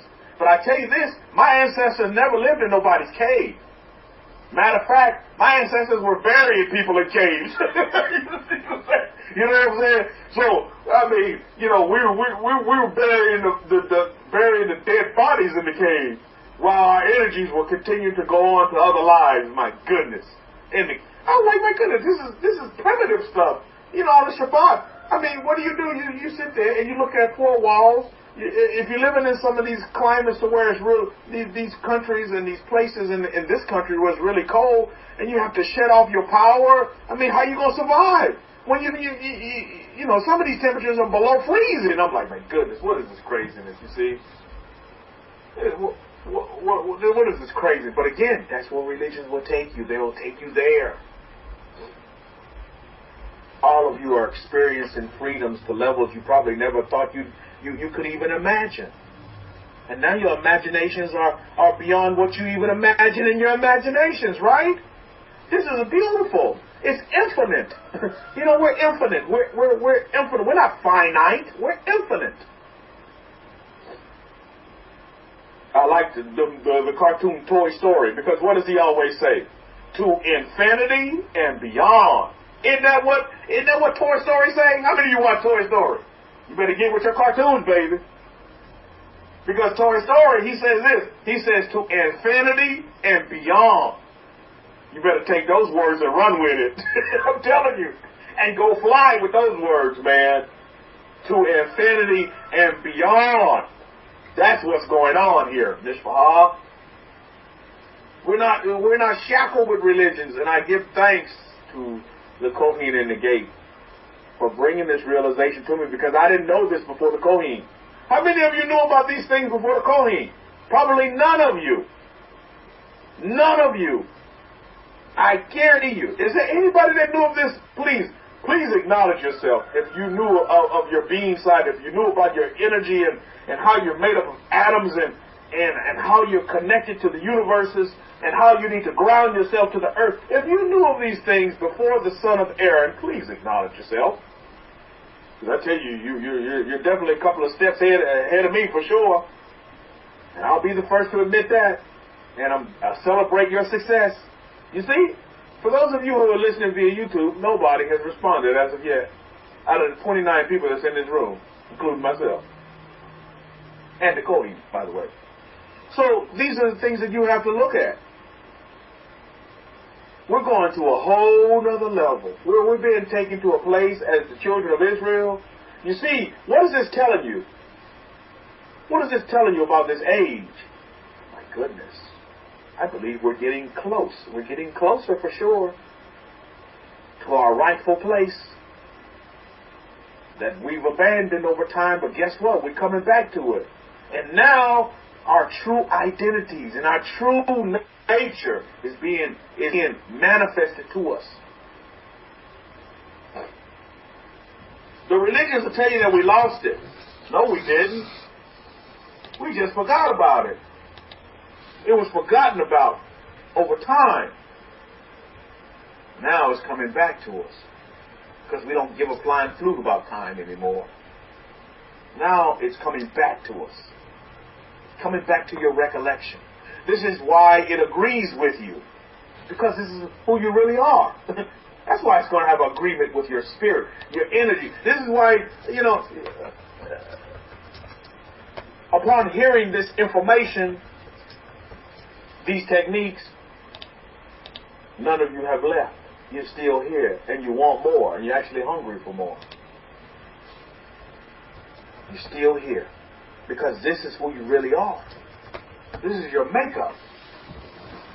You're coming back to your belief systems. Hakohen says we are atoms made up of protons, neutrons, and electrons. So we are atoms. Oh, indeed, Hakohen. We are indeed. Everything here on this earth is as well. You need to see it that way, as energy. You ask the Japanese, they'll tell you, atomic bombs are energy. Powerful energy. Don't believe me? Ask the Japanese. They'll tell you. They'll tell you. They have felt the force of that energy. You too have a force with you. For those of you who are Star Wars lovers, yes, there is a force. Yes, Mishpah, it's real. This is not mamby-pamby religion by and by. You are a force of energy. And I have experienced the force of life. Because I got to see the first sonogram of my little baby in my wife's womb. And that baby's in there kicking. You see, I'm telling you, these ultrasounds, my goodness, it's like HD quality. I'm telling you, my baby, he's in there kicking. Boom, boom, boom. He's due on September 29th. And do you know what? That's the same day as my wife's birthday, September 29th. And he's in there, he's kicking this part. He's in there, and I'm over there, and I'm just so super joyous, and I'm watching this, and it's just like, I'm just in awe of the abilities that the God of Israel has given us to bring forth life to bring forth that spark of life. And I see a little baby in there, in the womb. Oh, I tell you, he's just a kicking. My wife is always telling me, and I feel her tell me, and I'm feeling some movement, but I'm like, oh, honey, this baby's in there, and he's just, and I'm reading the books, I'm getting really clued up on things. So I'm reading the books and say, oh yeah, 8 weeks, the baby's only gonna look like a little strawberry. My goodness, I'm looking at this thing on the ultrasound. This baby has arms. I say, there's no strawberry here. This baby's in there kicking and doing some kung fu kicks and in there doing some yoga. I'm like, my goodness, look at this. And I'm so thankful as the proud father that I am. I'm super proud, super happy, super excited. And I'm telling you, and I see this and I'm like, thank you to the universes. Thank you for the ability to be able. Thank you to see this life in this such way, Mishpaha. I know my life is going to change for even the more better, because there's a focus now. This is my first child. I've been taking care of babies my whole life, but this is my first child. It's totally different, and all my friends have been telling me, "Oh, your offspring." It's totally different. So I see this technology, and I see that this spark of life that me and my wife, in partnership with the Creator of the universes, that manifests and bring forth all of us. I tell you, it's a beautiful thing. I already blocked him as well. You get these people coming through here that have an agenda, that are not neutrality based. They're not in the neutral zone, state of neutrality. And I sit here and I watch this, and I'm in the moment, and I'm in the now. And I appreciate that moment. I'll never forget that moment. Just like I'll never forget the time when I went to Israel with our Kohen. That is etched in my very being, that moment. I can remember it like it was yesterday in HD quality. I'll never forget that time. I'll never forget it. And this is one of those experiences in my life that I'll never forget. To see my baby in my wife's womb for the first time. To see life at that level. I tell you, it's a beautiful thing. It's a beautiful thing. And it stays with you. Just like all of you know, I'm pretty sure I'm talking to parents in here that have been through the same experience, but this is my first time. This is my first go around, and I'm super excited. Super happy, super joyous. Yajan says, my oldest daughter will turn 30 on September 29th. Wow. That's great. So we all have a responsibility. We all have a responsibility that we must uphold to and adhere to. And even more so now that you're coming into your true being, we must pass this responsibility on and teach it to our children as well.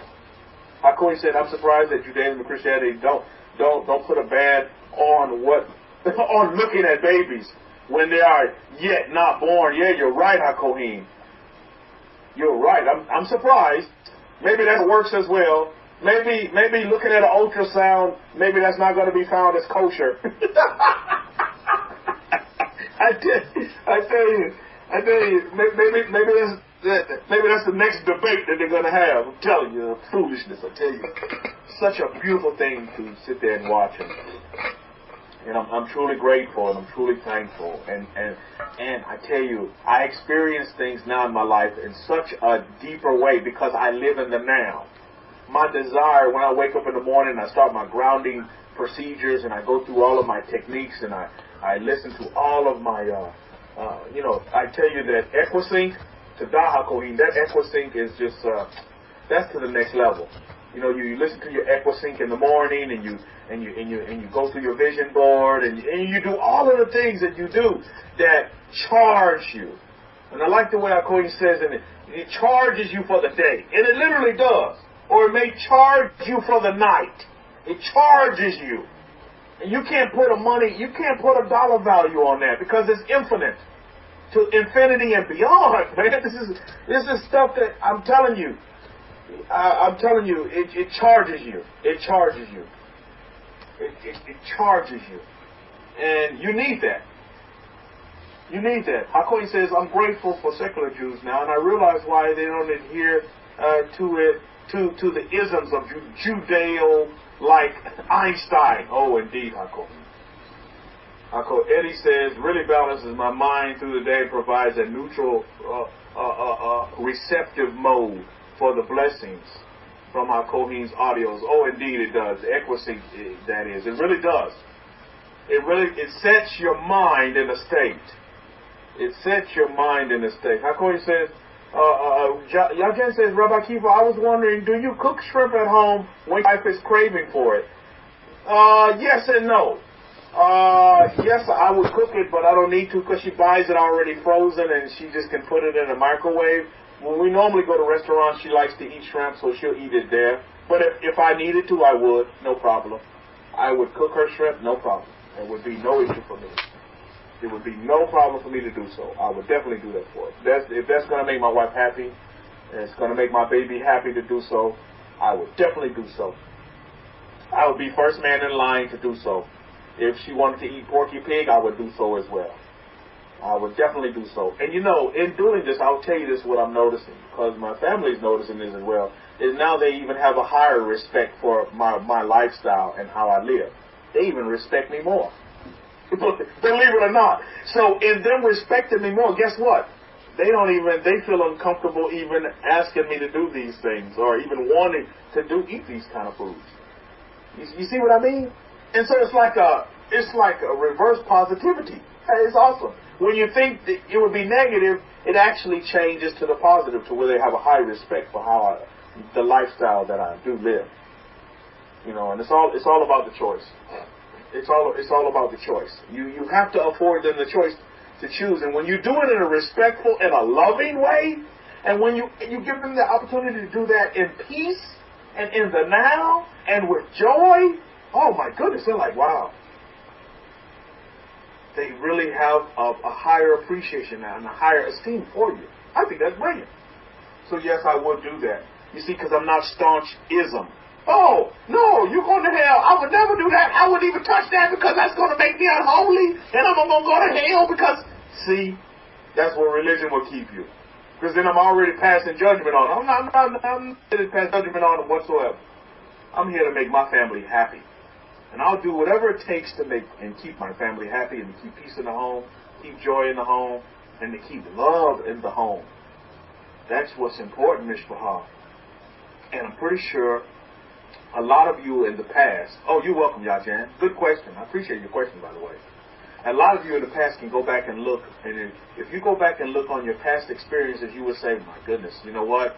Maybe, if you know, in retrospect, if I wouldn't have been so harsh on them and this, that, and the other, maybe, you know, things could have turned out a lot better. Even though the breakup or whatever would have eventually happened, at least it could have been in a better way. And so you learn from your experiences, but you learn when you become, you know, you get in your I am mode, you realize that, you know, how even level-headed you really are. And you look at life in a whole new perspective. And it really brings perspective to life itself. It really does. Being in the I am mode and being in the now mode, being present. And so it really does. So I appreciate your question, Yajan. And on that note, I'm going to close. I'm going to wrap it up on this end. So I want you all to really understand and look at and study your environment around you. Study the people around you. You can learn a lot from them. You can learn a lot from, you know, things that they're doing. Now you can begin to really understand why these people act and react the way that they do. You see, you really can begin to understand it. People meaning your friends, family members, and even loved ones, those that are really close to you. You can begin to really understand why they act out the way they do. And you really can't blame them just because they're really kind of ignorant to their I am mode, to that being side of them. Because they're so caught up in the human side and the mind control that they can't see the road for the trees. And you really have to understand that. And that'll give you more compassion for them, more patience to them, and afford them more respect as well. Even though they're just, you know, maybe left field. Why? It's because you're in the neutral zone. You're in a state of neutrality.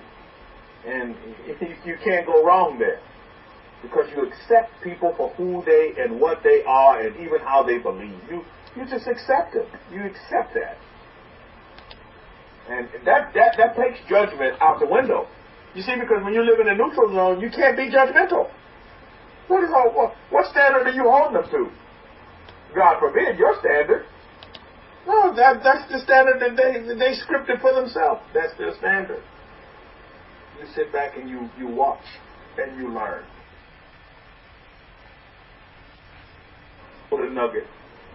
You give them something that's going to help them, calm them down, bring them into a state of being, bring them to a state of neutrality, state of peace, a state of happiness, state of joy, a state of love.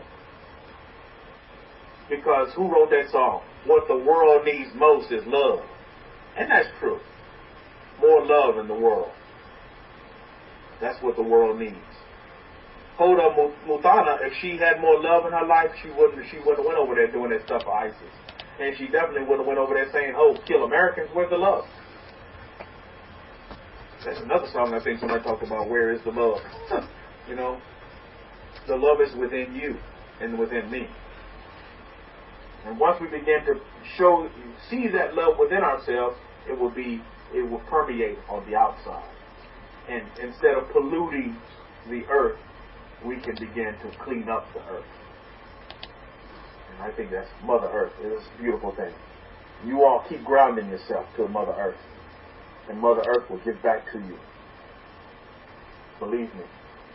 She will. And she'll continue. So on that note, we'll wrap it up for this Shabbat. Love you all, and I leave you all in peace and in love and full of joy. Yajan says, do I eat shrimp? No, I don't, Yajan. Never been no, shrimp is not it's not one of the foods that I eat. I don't eat shrimp, and I don't eat pork either. I stick to permissible foods that are permitted for me to eat, and I roll that way, and I'm happy. Very happy. I'm joyous to eat that way. But no, I don't eat shrimp. I can't even stand the smell of it, actually. So even with pork, I can't even stand the smell of it, really. But I'm neutral. I can't stand the smell of it, but I don't let other people know I can't stand the smell of it. You know what I mean? Yeah. So I'm neutral with it, and I allow people. Now, I tell you this, Yajan. You put me on an island, right? I'm on the island, and there's 2 refrigerators on that island. That's all. There's just 2 refrigerators.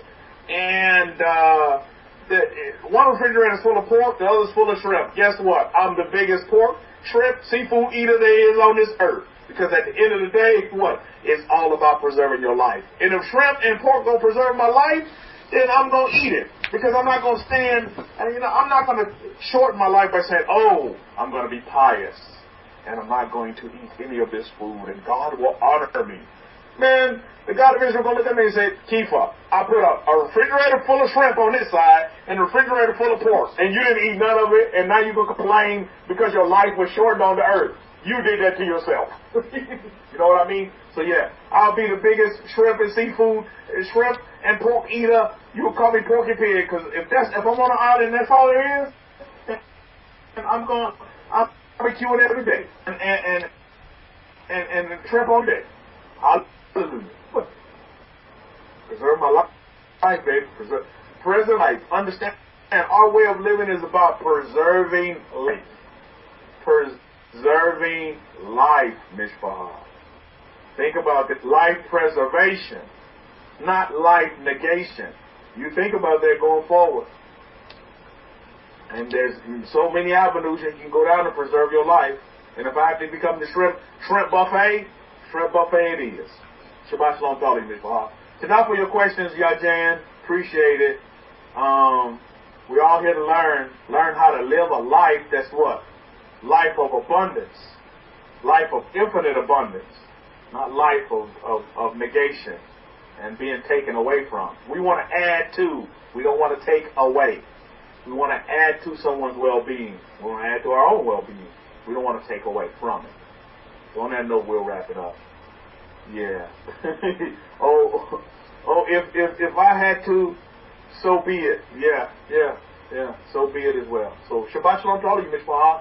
Have a great 6 days of labor ahead. Enjoy this day of rest. Rest from your manifestations today. Rest from calling it up. Rest from that. Just let the being rest. let it rest. Fire it up when the sun goes down. Get back on it. And begin to manifest and bring those things into your life and call them in as you desire them, as you want them to be. So Shabbat Shalom to all of you, and Shalom Shalom to you across the pond and all over the world. Back over to you, Kohen. We'll wrap it up on this end. Todah for that, Rabbi Kefa. You got to remember that one of the words of Paul that come to mind in Romans chapter 14 is that what one man claims to be unclean is unclean to him, and what one man claims to be clean is clean to him. So nothing is unclean of itself. That's very important, actually, words that Paul said. Out of all his letters, they have a lot of weight, because what you may deem unclean for yourself, another person may not.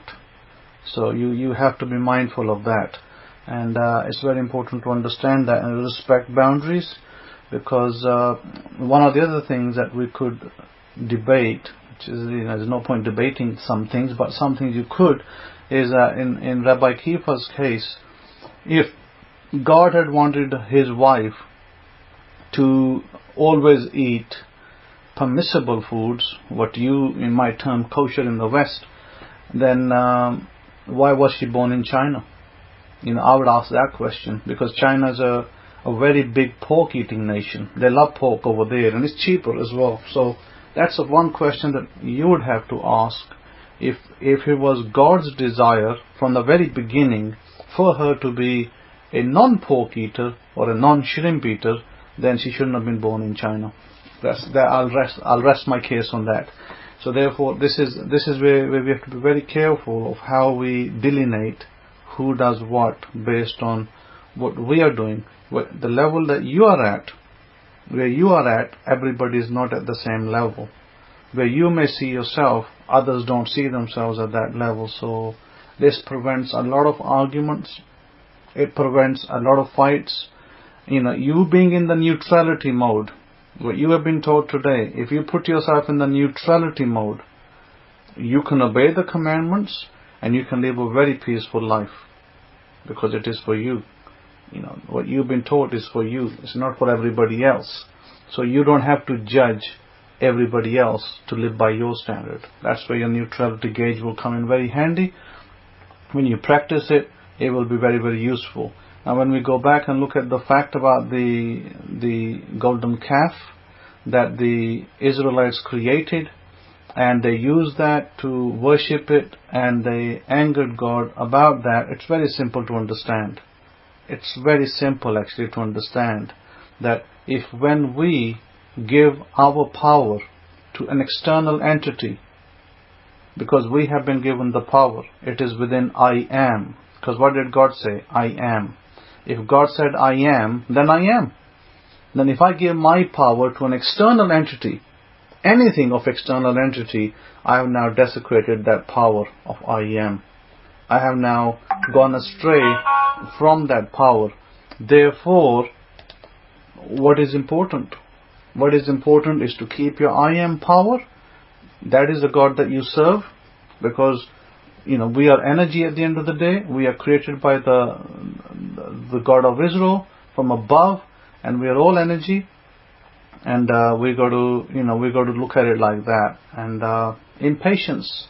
You may see how the answer to that is very simple. Impatience. Why could they not waited for Moses? They are impatient. They wanted things done by their timeline. When we are impatient and we want to get things done by our timeline, then we will make mistakes. So patience needs to be key in our lives. We need to have patience, because sometimes, you want certain things to be done fast, done by your times, and they may not happen according to your times. They may happen when the universe is ready to deliver those items by its time. So it's important to remember that, and it will help you in the longer run to remember that. Is that the argument, the issue wasn't the fact that they created the idol. The issue was that they were giving power over to something else. They had already been shown power. They had already been shown that the God they served was powerful. He was able to deliver them. He was able to do all sorts of miracles. So the only God they needed was within themselves, what they had. But what they did, they gave power to something else. Every time you give power to something else in your life, you will lose that power of yourself, and you will lose the ability. So, case in point, don't create the golden calf in your lives. And you know that the power you have, and you know why you've been placed here, then you don't give power. Now, Rabbi Kefa spoke about that lady Hoda. She gave power to this God. She gave power to this group of people in another country, and she ended up in a situation where the very country where she lived, where she was brought up, and perhaps where she was nurtured, she obviously rejected that at the time, and she gave power to something else, and that something else over time proved to be without power, proved to be futile. And now after she realizes it proved to be futile, now she wants to return back to the original self, and it's not possible, because she wrote herself a script, and she basically enacted the golden calf. Because she enacted the golden calf, well, that's the end result. Every time you give religion power, any false religious system, doesn't matter if it's Islam, Christianity, Buddha, doesn't matter what religious system it is, Judaism, whatever. Every time you give that religious system power, it will take that power away from you, and it will wreck your families. I have seen many families wrecked by religion. My own as well, by the way. My own as well. Wrecked by religion, because people want to give power to false gods out there. And when they give power to false gods, you end up with a wrecked home. So be very careful of that. Be very careful of what power you give to other religious forces that are only going to wreck your home. And if you want peace in your life, remember to start enacting the neutrality gauge. Deal with your hot buttons. Deal with your belief system, your BS. Deal with it. When you deal with your belief system, and you deal with the pictures that you attach to yourself from previous lives and perhaps from your childhood, if you were just born as a brand new creation in this earth, just this one time, you would have attached pictures, beliefs to your life from your childhood, and those are what you carry with you, and those will go forward with you until you neutralize them. And if you don't neutralize them, they'll continue to move forward into the next life and the lives ahead. So you have to deal with them, or unless the restoration comes and the Messiah returns, and we have our temple back and He deals with them in one go over there in Jerusalem. Unless that happens, that's another thing. But until that happens, I think that we need to deal with these, because we have the power to deal with it. So we need to deal with it ourselves right now. We don't need to worry about some, airy-fairy, kind of wait 2,000 years or 100 years or 200 years to be dealt with. We can deal with it right now, today, at this point. Right now, today. We don't have to deal with it, into the future. We don't need to, contrive a future in which it will be dealt with by God. God has given us the ability to deal with it right now. We can deal with it. And we have dealt with it. Now that we dealt with it, we're going to live a peaceful life until restoration comes. Baruch Shem Yahweh. What better than that? This is pure scripture. And this is what Jesus was trying to teach the people. Don't chase after religion. Don't chase after this. Don't chase after that. Things can be dealt with. So we'll leave it at that. And you have a great Shabbat, great day of rest. And those of you whose Shabbat is ended, have a great week ahead. Shabbat Shalom, Shalom Shalom to you.